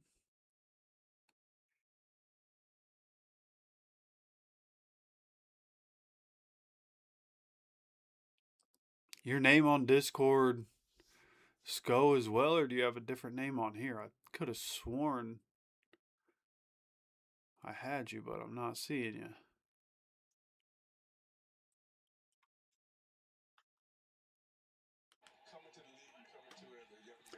So here the kickoff is away here to start the second half. This is the family. You always stay close to the family because this is where everything started. Indianapolis, Indiana. My first house, a lot of things happened right here. It has so many memories. So I'll always be close to this place. And plus, the organization has always been great. It's a true family. So nothing like coming home to see the fam. You know, Oh, okay. I had him at both ends of his I was kind of thinking that was you, but I wasn't entirely sure. from the greatness. You know, I think we both have great admiration for Jim Irsay. What did it mean to you? All right, 1st and 10. Edrin James in the booth. Chance to see Defense on the field first. It's going to be a play action rollout. Dumps it down to the tight end. Tight end gets up for about 18-yard gain before he's tackled here.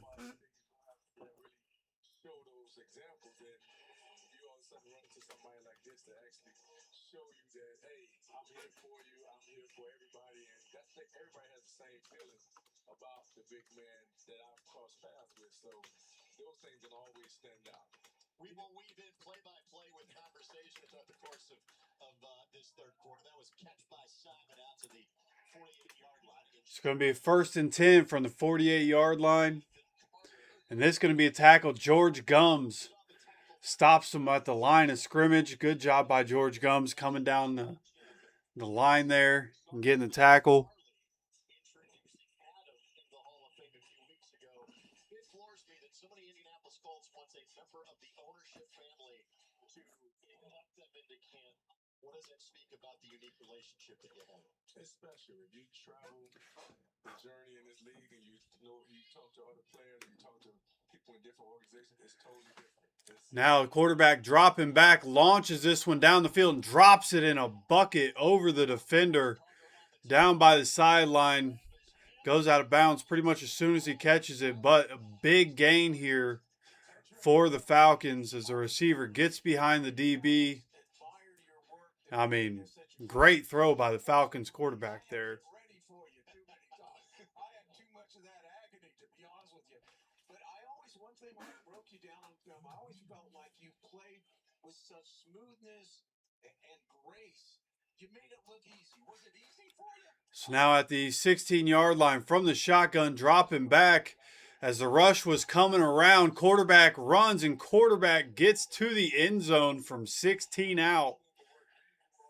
And just like that, Falcons put up another touchdown. See if AR can come in with the boys and try to make this at least a more respectable game because, good Lord, I know it's just the preseason, but let's at least try to have a little fun out here.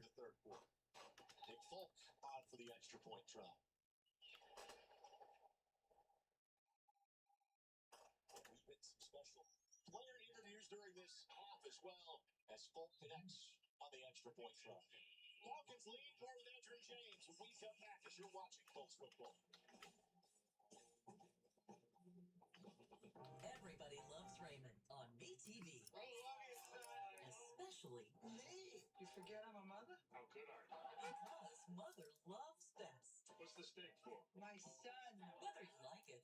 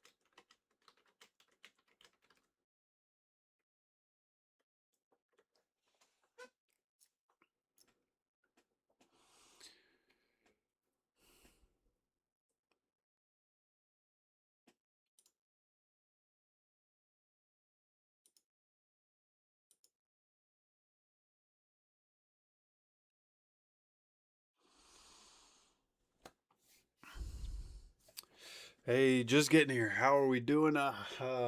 Well, first half, Riley Leonard and the offense did not look great. Defense just gave up a quick touchdown to start the second half. And,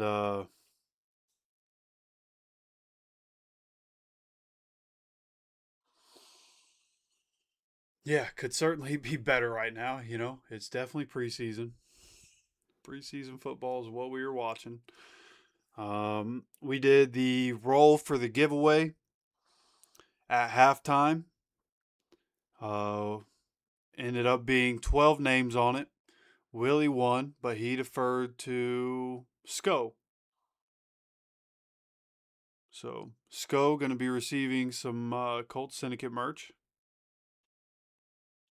We are going to be doing another giveaway. The Colts, or I'm sorry, Nike is revealing the rivalry jerseys, the NFL rivalry jerseys, this upcoming Tuesday. So they will.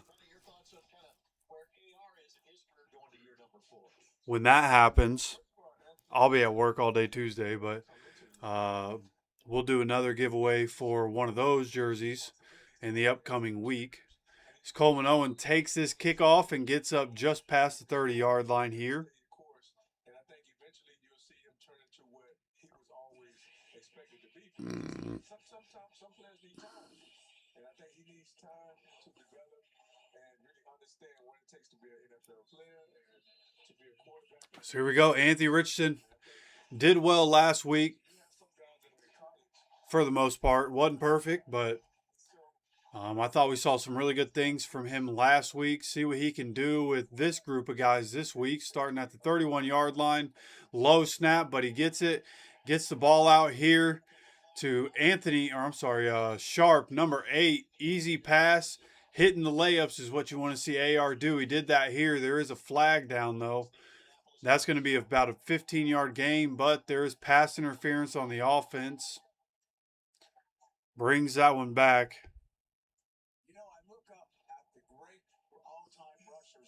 It's going to be Pharaoh Brown. I assume a pick play here. Oh, yeah, he was essentially blocking the linebacker down the field. Wipes out what would have been a 15, 16-yard gain or so. Brings them back to 21-yard line. Going to be 1st and 20 for AR in the offense. This, another lower snap. Anthony gets it. Threads the needle and can't quite get it to Burks. Can't tell if that went off the defender's hands or not. I think it might have. It was just behind Burks. He tried to turn and grab it. But, you know, it's Anthony Richardson. That one was a heat-seeking missile coming in. Couldn't quite bring it in. Going to be 2nd and 20.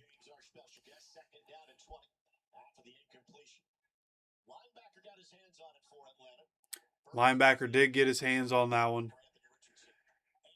Now we have Anderson Castle on the handoff from the shotgun. That's going to be about a 4-yard gain.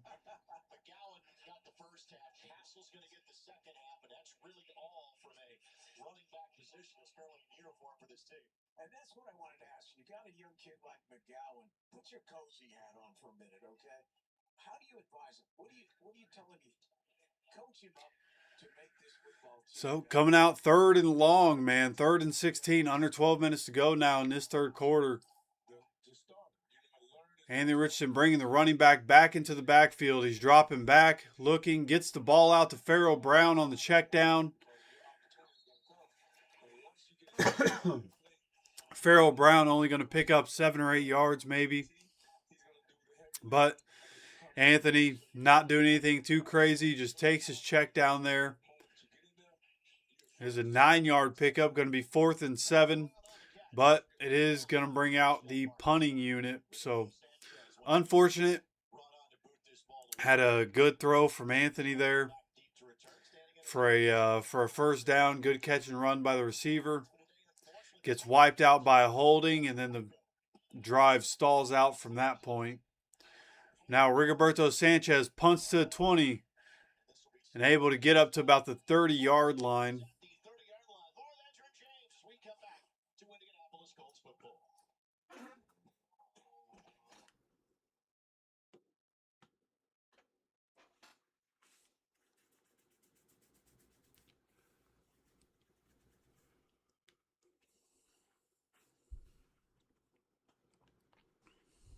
Yeah, at least he's completing passes right, man. He's putting it right where he needs to, right? We're seeing the development of AR in real time. He was pretty accurate last week, right? He missed that first throw to Will Mallory to start the game, but was accurate last week.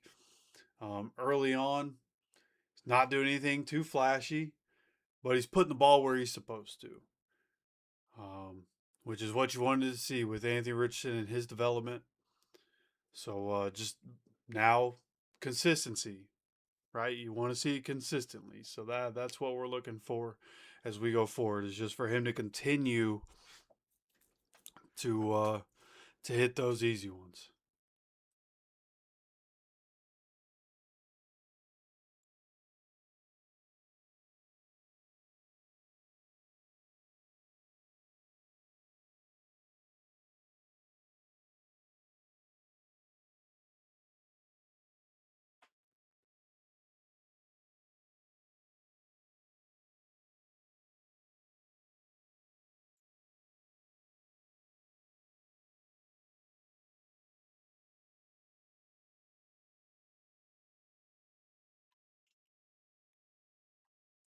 Amen. Just want to let y'all know.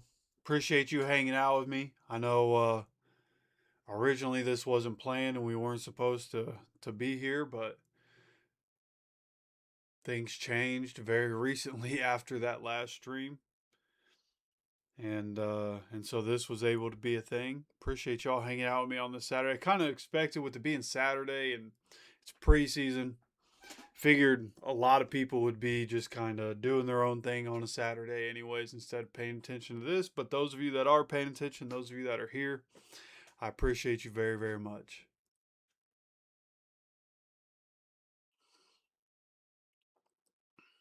Booth will be joining us for the entirety of the third quarter. We're going to let him sit and watch probably a good chunk of this drive like a fan, and we'll explain why coming up after our first play. Falcons leading the game by a score of 31-6. Again, not been the Colts' day from a competitive standpoint, but again, this is the third time in 4 days these teams have seen each other. Colts did very well in terms of the joint practices. So we have 1st and 10 here.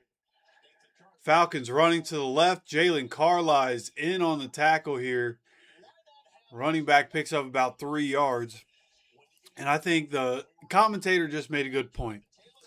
This game hasn't been great for 2s and 3s, but in practice, Colts kind of dominated through the 2 joint practices. So take that for what it is, I suppose. And, they're actually running offensive and defensive plays. It's not just the most basic plays they could possibly run out there. They were running their actual schemes in practice, and the Colts dominated. So here we have a check down here on 2nd down. And this one going to run for a 1st down, gets tripped up by Jalen Carlisle, but he falls forward to about the 47, 46-yard line. Just shy of the 46-yard line is where he's spotting it. Speaking of running back connections, I know you're not on the field the same time as Bijan Robinson, but you did have time to catch up with him as well. What were those conversations that you guys were able to have going on into the seasons you had ahead? So 1st and 10, 46-yard line. Strand under center, dropping back here on 1st down. Gets the ball out left side toward the sideline. The receiver makes an incredible catch. All the way down the field, goes out of bounds, but leaps up for the catch. Good hands catch by the Falcons receiver. That's going to be a big-time gain for the Falcons right around the 20-yard line.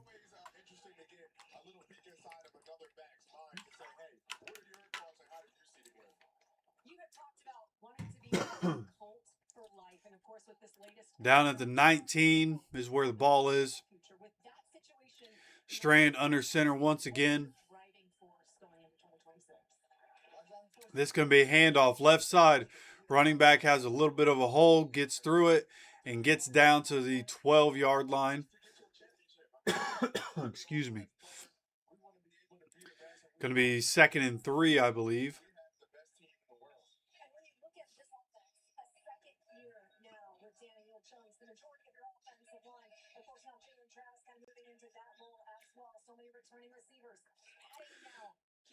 So through the first couple preseason games, there's no doubt about it.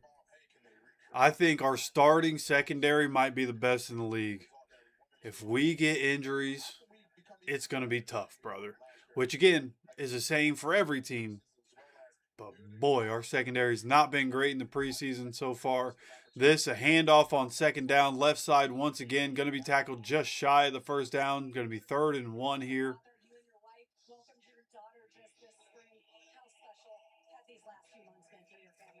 It's been a whirlwind. Now it's kind of a new dynamic now instead of the normal preparation you have throughout the week. And whenever you go to the game, whenever you go to practice, it's just there's a new added dynamic. But it's special because now Yeah, really haven't missed much. If you're going to miss a preseason game, so we have a quarterback sneak going to be for a first down here. Yeah, putting your tree stand up probably more exciting than what we saw in the first half anyway. So, Jonathan, really appreciate the time. We're going to let the other running back up there in the booth kind of take it away from here. Jesus, Carl. thank you very much. You guys are in good hands with that. Yeah, you're not lying, Daniel. For the guys just trying to make the roster, you'd hope you'd see more. But they're definitely getting outplayed in this game. Here, handoff on first down. Running back slips, trying to make a cut. Jalen Jones swoops in for the tackle. Maybe gets a yard here. Going to be 2nd and goal.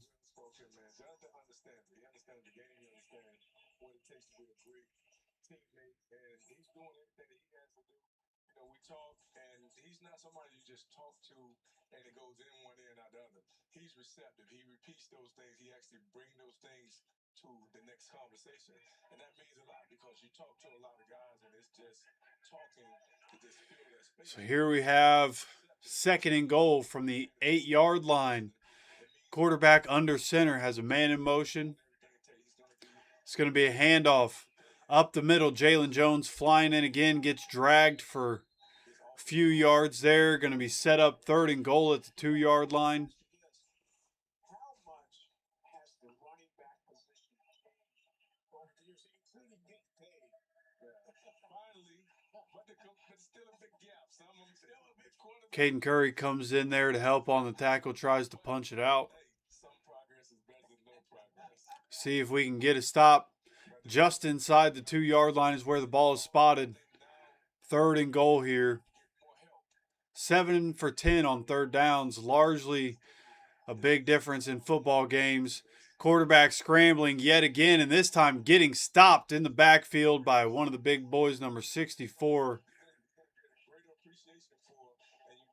Ball. Looks like a big old ball out there. Good job to chase him down, not let him score there.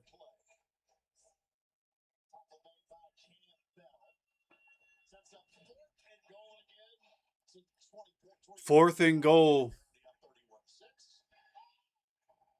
Last time they had 4th and goal, they had a QB sneak for a touchdown. Let's see if the defense can stop him here. From the 2-yard line, quarterback dropping back, looking, pump fakes, scrambling around. Caden Curry's chasing. Curry rolls with him to the out of bounds, and this one, Austin Ajake gets his hands on it as he throws it away, goes to the ground. Defense stops him. Finally, for the first time in this game, I think, defense able to come away with an actual stop. As this time, secondary does a good job not allowing the quarterback to get anything. Austin Ajake, good job knocking the ball down as quarterback was trying to pass it behind him. Ajake gets his arm out and is able to knock that one to the ground. We finally get a stop. You love to see it. Now the offense, Anthony Richardson and the offense, they have an opportunity to look impressive here. If you're able to go 98 yards for a touch, like if Anthony Richardson can take the offense 98 yards for a touchdown on this drive, he wins the quarterback 2 competition, plain and simple. It almost doesn't even matter what happens the rest of this game and what happens in the next preseason. I mean, unless Anthony Richardson just absolutely falls apart after that. But Riley Leonard has looked very uninspiring. If we can get a good drive by the offense, right? Anthony Richardson with the third string and developmental team, they can go down, put some points on the board here. That would go a long way in how Anthony Richardson is viewed going into the season.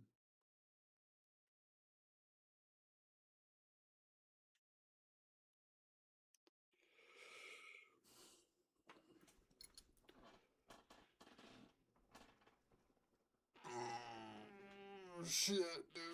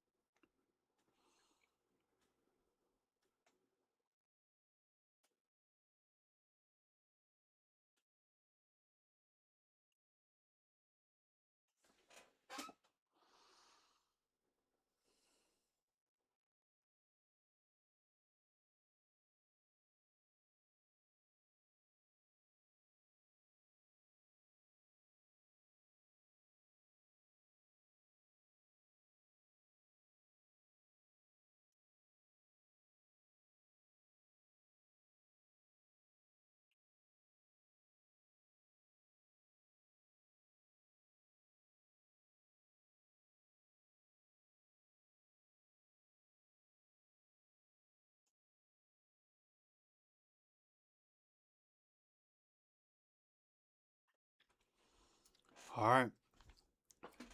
See what Anthony and the offense can put together here. 5:01 to go in the third quarter. Handoff here on first down. Castle falls forward through the hole. Picks up a couple yards. Gives him a little bit of space there. Or something that as a player you appreciate that because you see somebody that really loves the game and really understands the game and play it at a high level, and now you get a chance to kind of put your all into your guys that you're coaching. But I think Reggie is bigger than. So now 2nd and 6 from the 7-yard line. Anthony Richardson, play action, rolls out, gets away, tries to get away from the sack. Defender held on to him and he wasn't able to get away. Gets the pass out, but that one falls to the ground. Going to be 3rd and 6.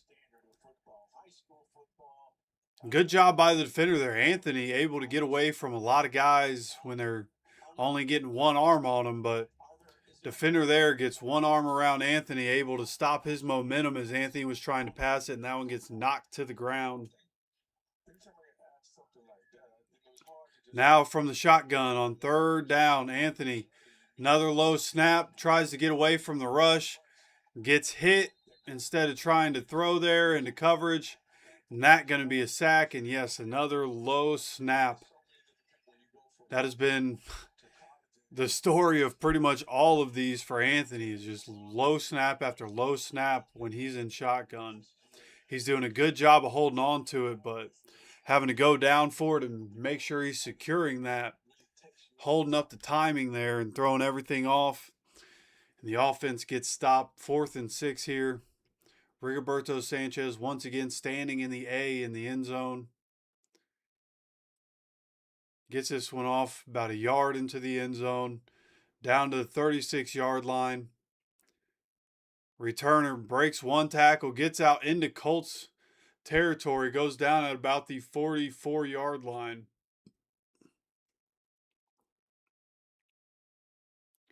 So Falcons offense going to have some good starting field position.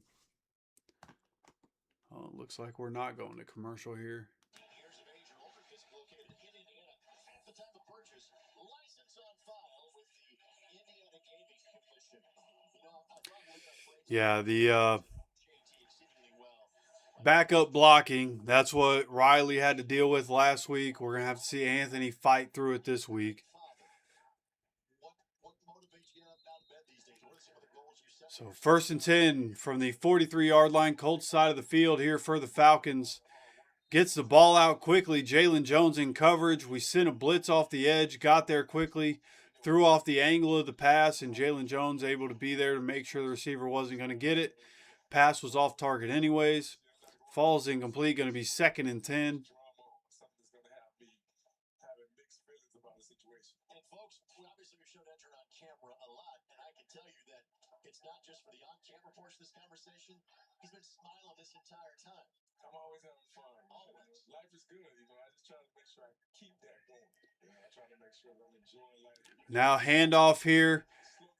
Running back makes somebody miss 3 yards in the backfield, gets around the edge, and gets 9 yards out of it. So what was about to be a yard loss turns into quite the gain there. What's your overall outlook for this Colts team? Your thoughts about what this group can accomplish this year? It has a lot of great pieces. I think now this offense has to come together. I mean, What's going to happen? Colts didn't really suck last year. We ended up with a bunch of injuries. We were literally the best team in the league for the first half of the year. So they have a quarterback sneak here on 3rd and 1. Think they're going to give him the spot here. It was really close, but I do think they're going to give him the spot for the first down. Oh, no, they're going to call it 4th down. 4th and very short. Probably going to see another quarterback sneak here.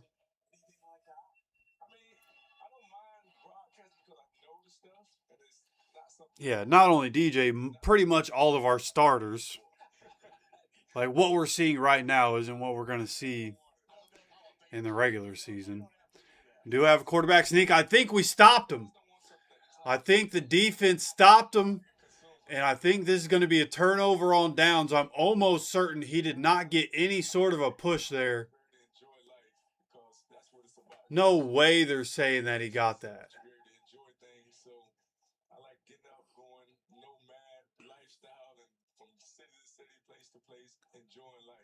What is it like watching Indianapolis? I don't know. In real time, it looked like he didn't get enough there. When you come back and visit all the time these days. They're saying he got it. If I'm Shane, I just say screw it and throw the flag out anyways, but he won't.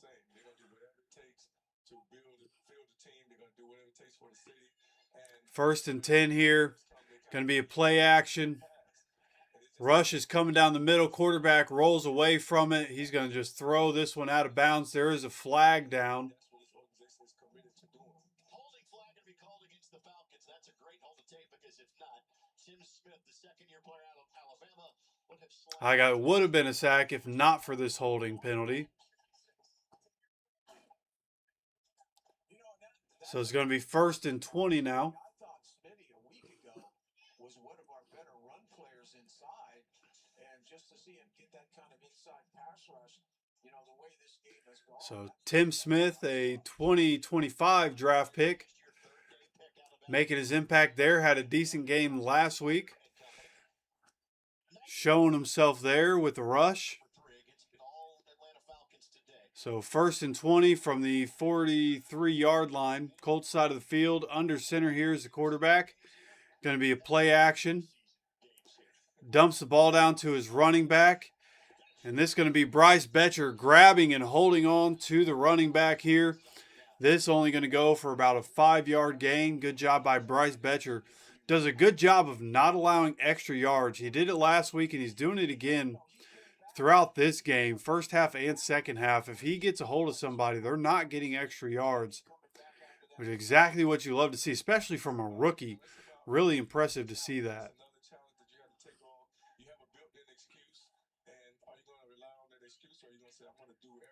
So now 2nd and 14 here after a pickup of 6. Quarterback under center. And this going to be a drop back pass, gets the ball down the field, and this one broken up by Jalen Jones. Good coverage there, making sure to knock that one down. Going to bring up a 3rd and 14.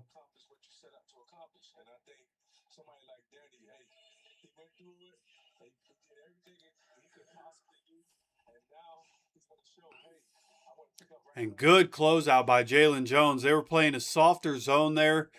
Pass goes in the air. Jalen Jones covers the ground that he needs to cover and breaks that one up as the receiver was trying to get the catch. So from the 37-yard line, quarterback in shotgun, handoff up the middle, and this one going to be a good tackle by Melton, coming from behind, grabbing him, diving for his ankles, brings him down, brings up a 4th down here. I think the Falcons are going to leave their offense out there to go for it here on fourth down. Oh, well, they're going to take this to the fourth quarter. That going to end the third quarter. Falcons going to have a 4th and 8 when they come back. We'll see if they actually keep their offense out there or not.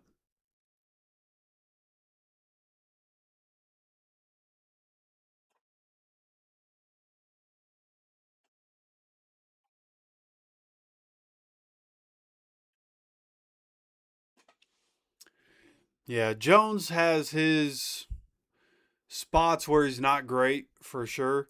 But I think, yeah, Jones overall should make the team instead of Blackman. Blackman really has just not looked good at all.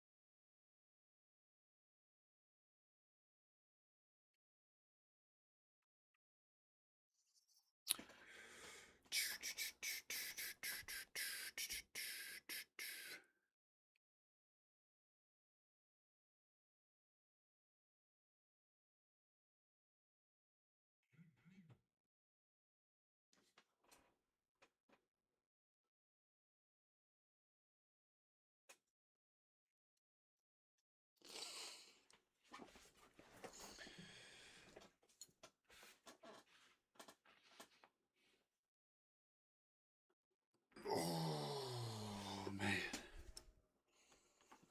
So it looks like they will be kicking the field goal.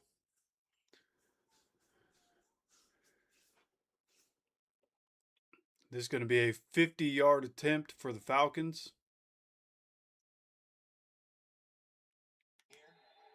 As they'd say back in the day, Parker, same bat time, same bat channel. 1 o'clock next Saturday. Football is meant to be played at 1 o'clock. I can't wait.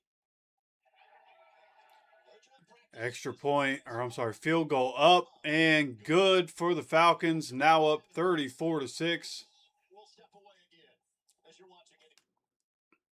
So good job by the defense to make sure they stopped them. They held them to a field goal after the punt team let them get up to the 43-yard line to start that drive.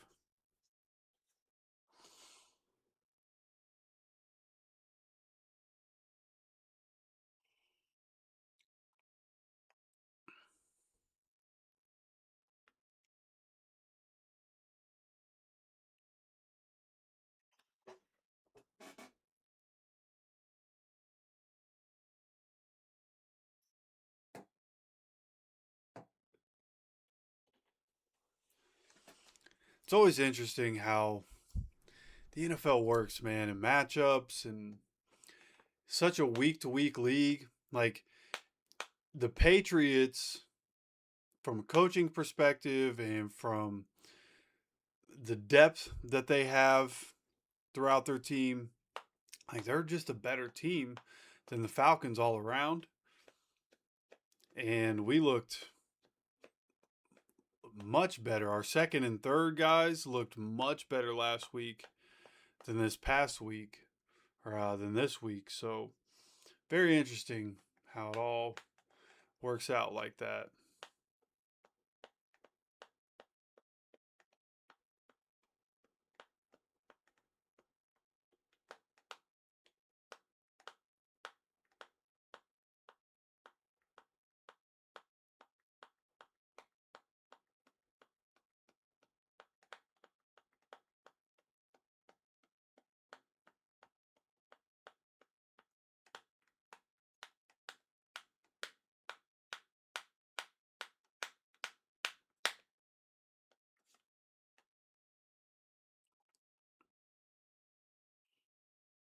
Tell you what, it's only 3:25 and we're in the fourth quarter. Doing a lot better on time this week than we were last week. Official super center of the Indianapolis Colts. We went in Colts being stronger together. Seemed like that second half last week just dragged on forever. Check with us for the third quarter to get Carly Gordon will join us next week in the third quarter. It has become an annual tradition that obviously was started between Rick Venturi and the dear departed Jim Irsay. I like that new tradition right there. Adrian really gets it. He really is a classy man. Kickoff is away. Deion Burks retrieves it at the goal line. And this one only going to get to the 22-yard line before he gets tackled. Anthony Richardson first two drives, 1 for 3 for 9 yards and a sack. And frankly, I'm not sure that's on AR, partner. I think that's more there has been little time to throw a football. Yeah. Both quarterbacks have really struggled. And we have serious problems when we get past that top 6 guys. On the All right, Anthony Richardson starting this one under center here. Hand off to Anderson Castle up the middle and a good run and bulls over a defender coming in for a tackle. This one going for about 10 yards. The Colts will move the chains for say 5th time this afternoon. That's a first down. Really been impressive. I mean, And looks like there will be an injury timeout here. But he's got a lot of quickness coming through that hole. Hardly used high school quarterback, right? Before he went to Appalachian State and then Duke. He is from Boone, North Carolina, which where App State is based. We have a injured Falcon. That's the reason for momentary pause. Cam Sample is being held to the sideline by the Atlanta medical personnel. Well, we out here talking about Bob Sanders. Just like they're gimmies now. I got a thought about that. We'll get to it when you're in a 2-minute drill in modern day football. All right, here we go. From the 32-yard line. Oh, receiver drops the pass. Anthony on the play action, maybe an RPO. Keeps it and throws. Receiver had separation, hits him right in the numbers, and he drops it. Number 11, taking Michael Pittman's number, and drops a pass that Pittman would have never dropped. Holy cow. Would have had room to run right there, too. Can't drop that one. Now 2nd and 10. And looks like we have a false start. Running back, Anderson Castle, false start. Backs it up 5. Yeah, Atlanta came out of those 2 days and they must have had a come to Jesus meeting because they came out with fire tonight. So now 2nd and 15. 27-yard line. Anthony from the shotgun gets the ball out quickly here to Sharp, but Sharp didn't turn his head around in time. This one falls incomplete, going to be 3rd and 15. Back to the last quarter. What kind of really caught your attention about what Edgerrin had to say, Rick?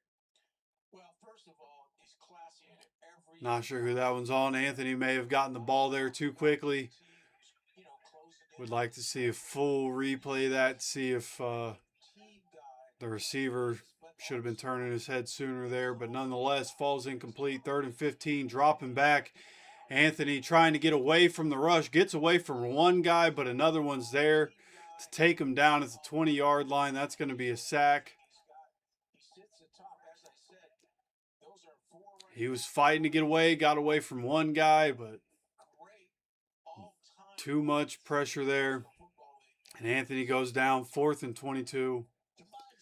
Just not much opportunity for Anthony to do much.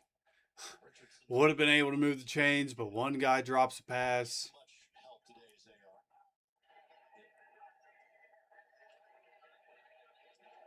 Rigo with the punt. Down to the 27-yard line. Punt coverage is good this time. I mean, had opportunities to make the tackle and returner making guys miss, but you got to get them down there. Ends up with about a 5-yard gain.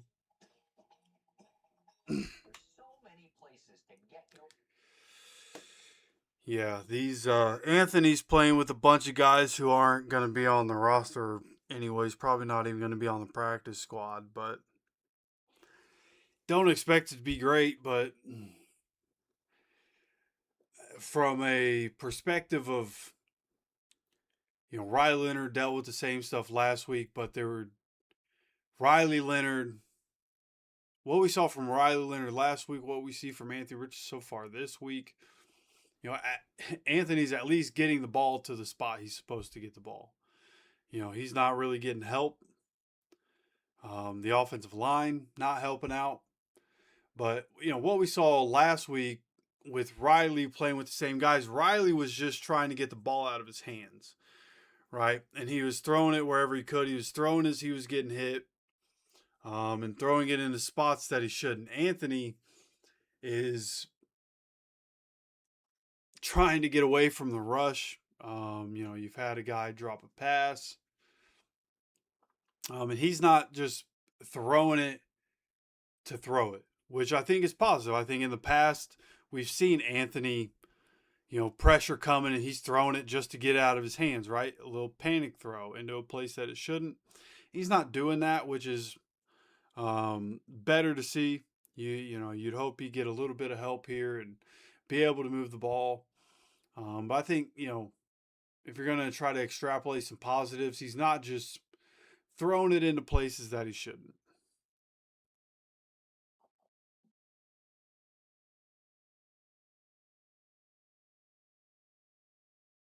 And I think that was probably my biggest red flag last week with Riley was just he was getting hit as he was throwing a lot. It was tough for Riley to work with the guys that he was working with, but he was inaccurate. He was throwing into places he shouldn't. The interception was a bad interception on Riley. And just making panic throws last week.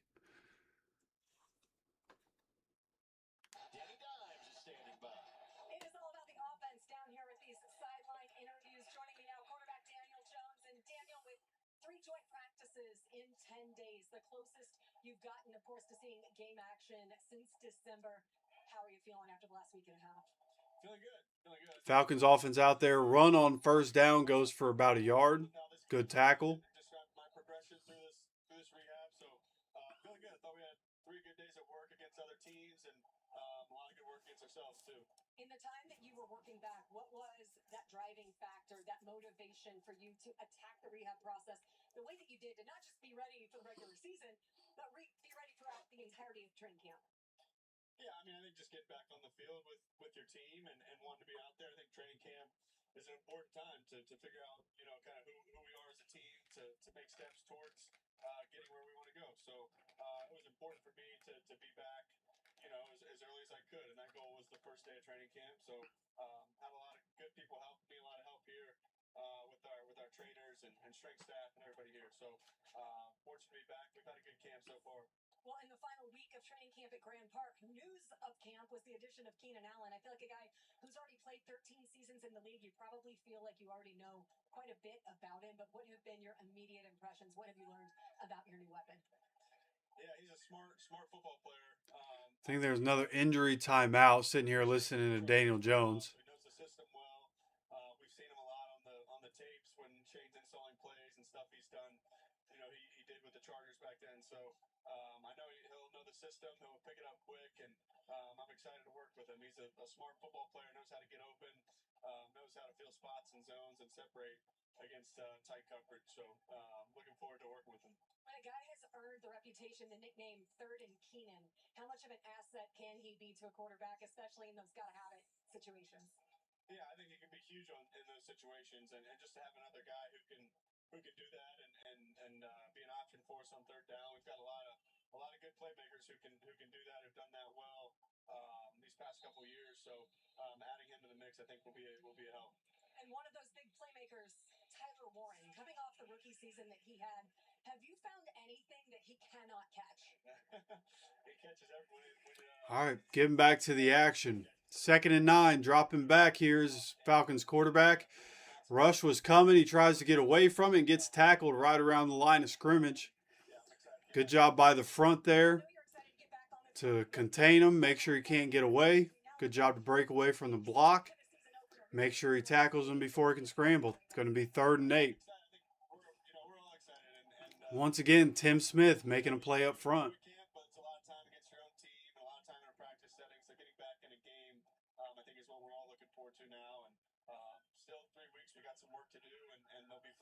So now 3rd and 8 from the 34-yard line. Dropping back to pass. Gets hit as he throws. This one gets knocked to the ground. Good coverage by Jonathan Edwards right there. Good job by the pass rush. So defense coming alive that drive. Does a good job and gets off the field. That's a 3 and out. Clock stopped at 12:26.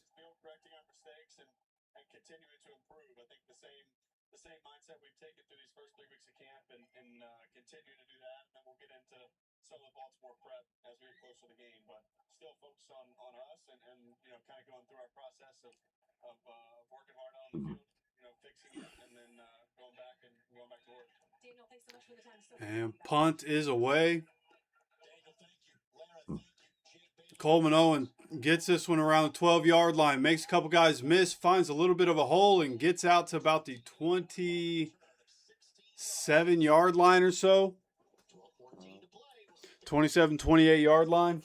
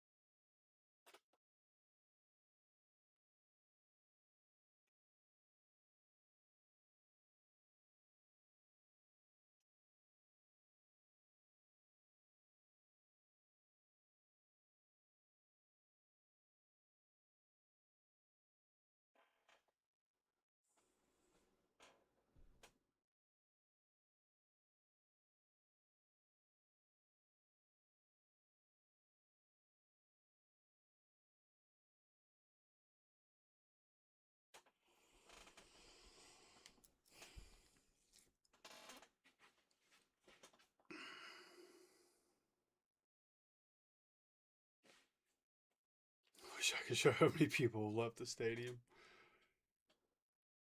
So while you're at the game and you're tuning in, my guy, I appreciate you.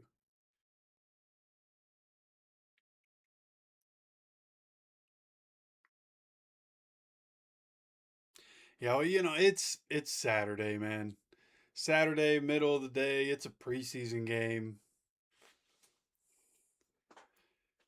We're getting dominated. I don't even. I wouldn't stay either. Well, that's a lie. I'm addicted, so I probably would stay, but that's just me. Check out Colts.com/books for youth for more information. Anthony Richardson lead this drive for the Colts. Again, he accounted for 190 All right. yards of total. Ball at the 29-yard line after Nice return from Coleman Owen, about 17-yard return. Anthony Richardson in the offense, starting here in the shotgun. Dropping back to pass, gets the ball out quickly to his receiver here. Going to be a good throw and good catch here. Going to be about a 6-yard gain, I want to say. I believe that's DJ Montgomery. It's a 7-yard gain here.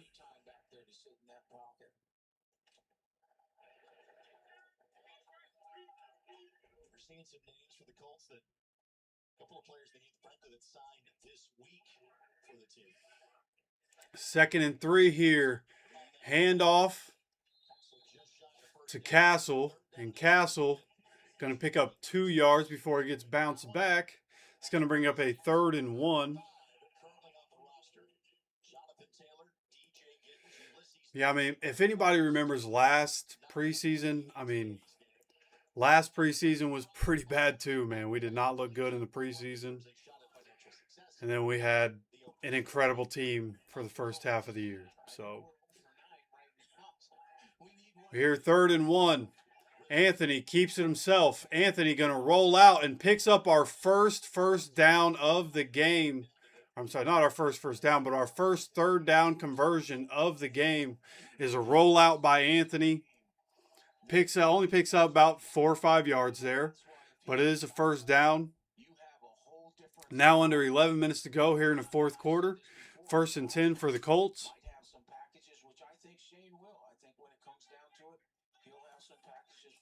Ball at the 45-yard line. Anthony from the shotgun. Dropping back, gets the ball out quickly once again to number 83, Eli Pank, who had a good game last week. Gets his first catch of the game today. It's going to be a gain of 7 here. Going to make 2nd and 3 exactly what you want to see, man. Make 2nd and 3rd down a lot easier. It's what the Colts did a lot of last year when Daniel Jones and the offense was balling. We had a lot of success on 1st down. Whether it was going from 1st down to 1st down or making it 2nd and short, right? You want to make things easier. We do it there once again. Anderson Castle on the handoff, dragging guys with him. And this is going to be a 1st down run for Anderson Castle. Picks up about 6 yards here. Now on the Falcons side of the field, inside the 45-yard line. I believe the ball is down at the 43. Tough run by Anderson to Castle. Got popped right there.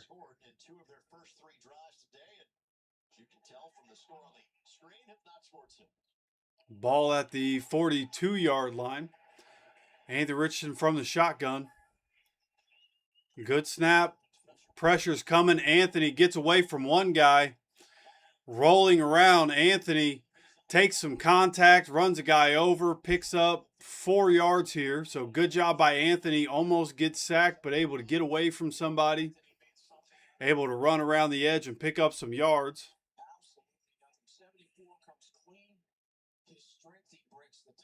Good speed to get away from the edge guy that was chasing him.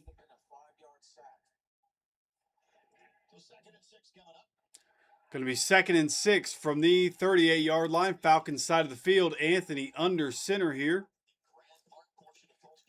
This is going to be a handoff to left side Anderson Castle. Once again, a good run.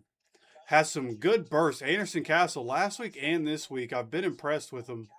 Has some good burst for a white guy. Nah, doesn't matter. He's looked pretty good. I'm not gonna lie. Offensive line did a good job opening up a hole there. Gets us another 1st down on this drive. That's 3 1st downs running the ball here on this drive for Anderson Castle. Ball now at the 32-yard line. Anthony Richardson under center once again. This, another handoff, bounces it to the outside. Good jump cut there by Anderson Castle and picks up 8 yards here.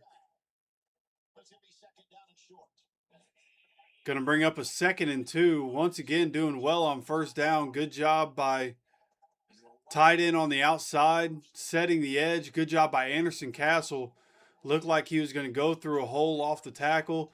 And has a good jump cut to the outside and burst. Nice burst of speed to get going north and south and get a good gain there on first down. Ball now at the 24-yard line. Another hand. Oh, no. Anthony keeps it on the read. And Anthony makes a couple of guys miss and then falls forward for some yards here. Gets down to the 20-yard line. So good job by Anthony there. He keeps it, which at the time looked like a bad decision, but makes some guys miss, fights through some contact, and gets a first down there. And we come up on 7 minutes to go here in the fourth quarter.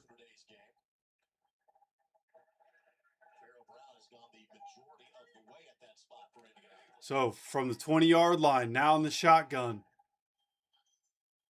Anthony takes a snap and drops back. Passes it. Down. Was looking for a guy, number 45. But good defense there. Knocks that ball away. Tight end looking for a penalty there. Doesn't get it. Just good, hard defense there.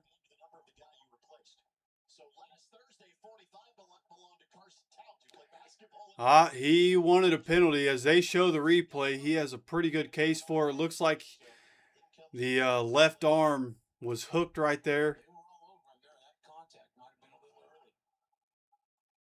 Here we have 2nd and 10 here from under center. Anderson Castle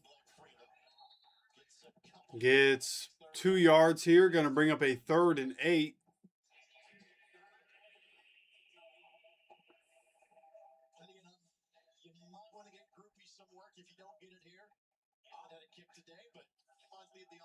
Yeah, you're not kidding. The way Castle looks, I think DJ Giddens missing time. Not looking good. He's going to want to get back on the field as soon as possible. Castle could be the 4th running back. 3rd and 8 from the shotgun. Anthony takes it.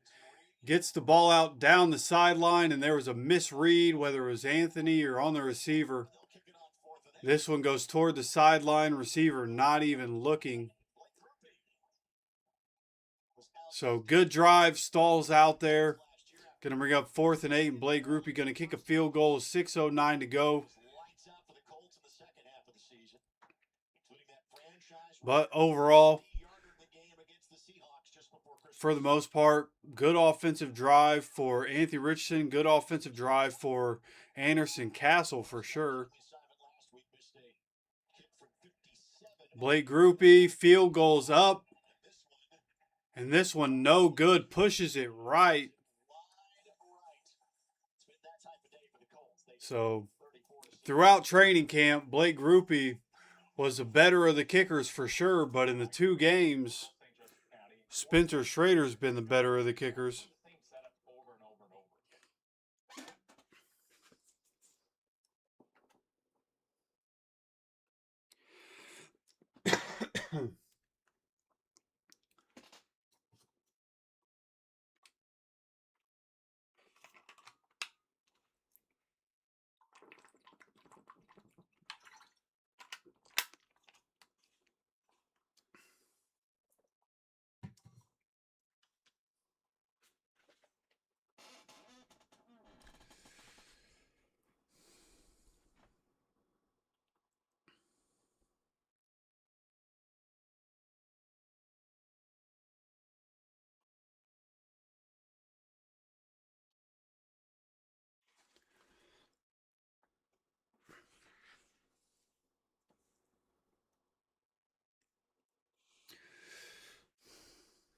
Gotta stay hydrated, brother.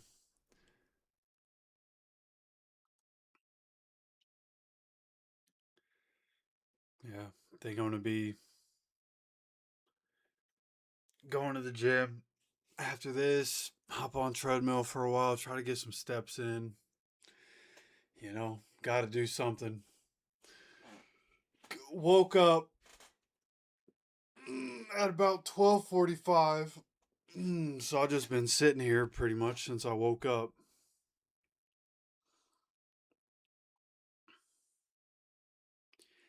Got to get up, get going a little bit. Let's see.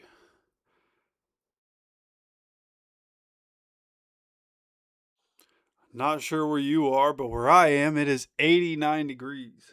106 base temp.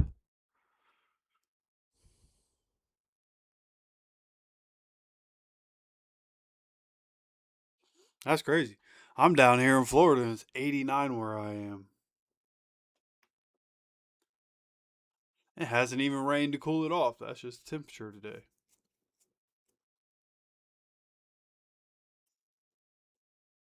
But if it's cooling down midday, I assume we have some rain coming in. Because mine just went from 90 to 89. So probably do have some rain moving in. Here we go. From the 26-yard line, Falcons have a 1st and 10. This is going to be a play action. Throwing down the sideline. Corner turns around and good coverage there. Good job to get himself turned around. Tried to go for the interception, but I think the receiver knocked it away from him. That one falls incomplete. Going to be 2nd and 10. Number 36 in coverage.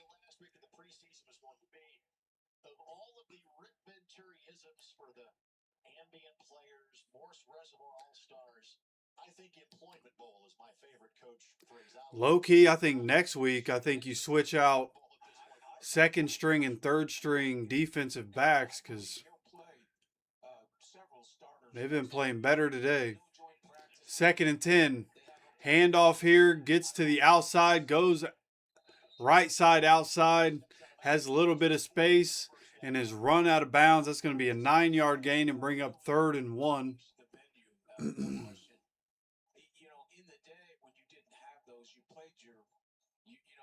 a 4-game segment, you played your starters a quarter in the first half. 101 in Arkansas. Sheesh. 85 in Kansas City. 85 in Sunny I love 85 in Sunny, brother. Perfect. 3rd and 1. Play action. Gets the ball out quickly on the screen pass to a running back. He has room to run and gets a big gain, 20 plus here, before he's run out of bounds.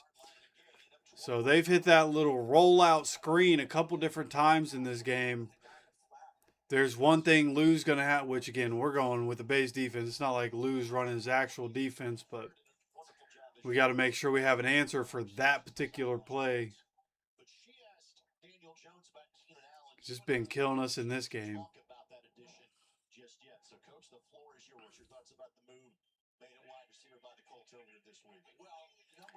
And this one sending the blitz off the edge, and 33 gets there quickly. Thomas with a smack made a good special teams play earlier on the punt team. And here, coming unblocked off the blitz, hits the running back almost as soon as he gets the ball for a big-time loss. It's going to make it 2nd and 13. Ball now at the 47-yard line, Colts side of the field.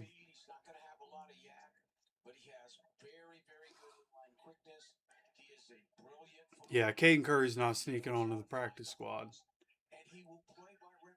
2nd and 13 from the shotgun. Screen pass to the running back. Tim Smith running it down. Can't get him from behind. And the running back, another big gain here. This one going for almost 20 once again.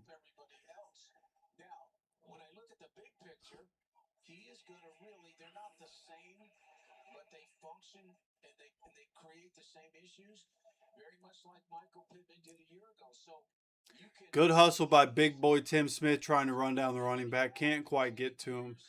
Ends up as a big gain. Tell you what, white running backs dominating this second half for both teams. 1st and 10 from the 25. Quarterback under center, handoff. We get pressure, but can't get there. Running back makes a miss, but Tim Smith grabs him at the line of scrimmage and doesn't let him go anywhere. Going to be 2nd and 10 for the Falcons as we come up on 3 minutes to go here in this 4th quarter.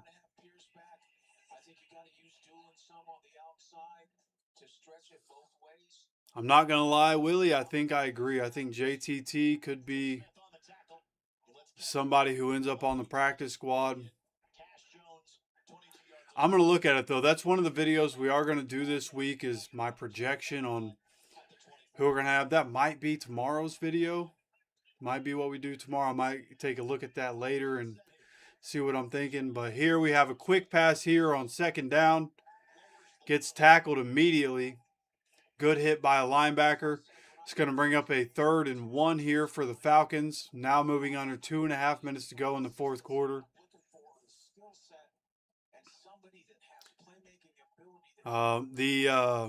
Ed Dodds, assistant GM, and Shane Steichen, and what he's always done, dictates the fact that we are rolling with 3 quarterbacks. Ed Dodds pretty much said they want 3 quarterbacks that can play.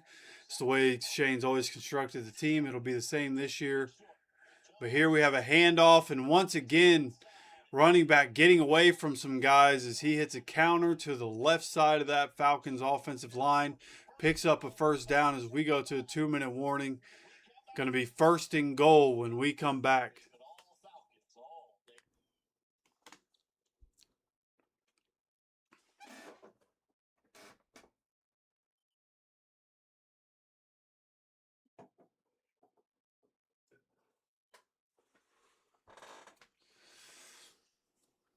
Man, I know we're coming up to the end of it.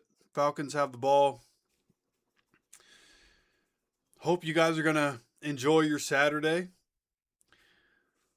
Right? Sounds like where everybody is, it's nice. So, hope everybody can get out. Enjoy the weather, man. Touch some grass. Get a little bit of sun, man. Hope everybody's doing all right. I know that's one thing that helps me is being able to get outside, soak in some sun. When I can, I go outside, lay out, try to keep. I don't want to be pale white, you know what I mean? So I try to get out, get some sun. But sun is good for your health, man. Physically, mentally, it's great for you. So if you can get outside, soak in a little bit of fresh oxygen and take in some of that sun, do that, man. Hope you guys have a wonderful Saturday. 3.5 mile run. Hell yeah, dude. It's like I wish I was a runner, but every time I run, the way my knees feel afterwards, bro, I'm miserable. So I just go to the gym, do an incline walk, and I let that be my cardio. And every now and then I'll hop on the Stairmaster. I like to do some jump rope, mainly for my calves, to be honest with you, but that's also a nice little form of cardio.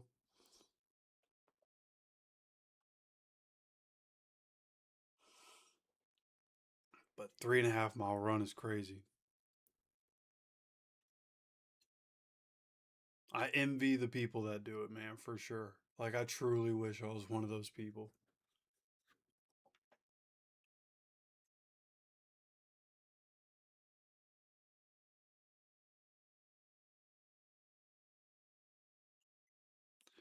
Yeah, I feel you, man. I work at least 10 hours a day, 5 days a week. So, and like the time that I'm at work is when the sun's out. When I'm leaving work, no more sun. So, it's been a little rough lately. Miss working outside. I just wasn't making enough money doing it. So, I had to move back into restaurant industry, but the boys are getting paid. So, can't really complain there. Just wish I was able to be outside more. Spinal injuries, damn. Still making it work. And it appears the Falcons will say 34 is enough. So looks like Falcons are going to kneel it down. Probably in agreement on both sides. Just kneel this thing out. Yeah, nobody taking timeouts. But congratulations to that young man. When you play and rack up the numbers he did at the Division II level, you're going to get some attention. Strand looked like he belonged against the guys he was playing against today. All right. Well, I guess that'll do it for us. Man, I appreciate you guys coming and hanging out with me on this Saturday. Again, I hope you guys have a wonderful Saturday and a wonderful Sunday.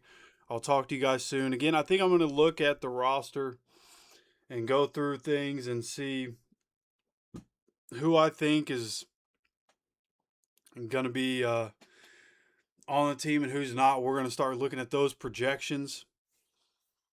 And that'll be a video for tomorrow.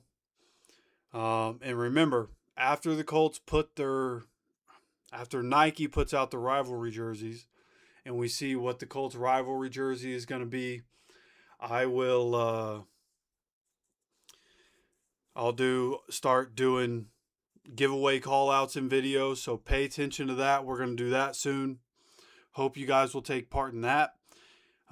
Before you get out of here, hit that like button. Make sure you guys subscribe with notifications on. So that you guys are getting notified when we're putting videos out so that you can be in tune with everything.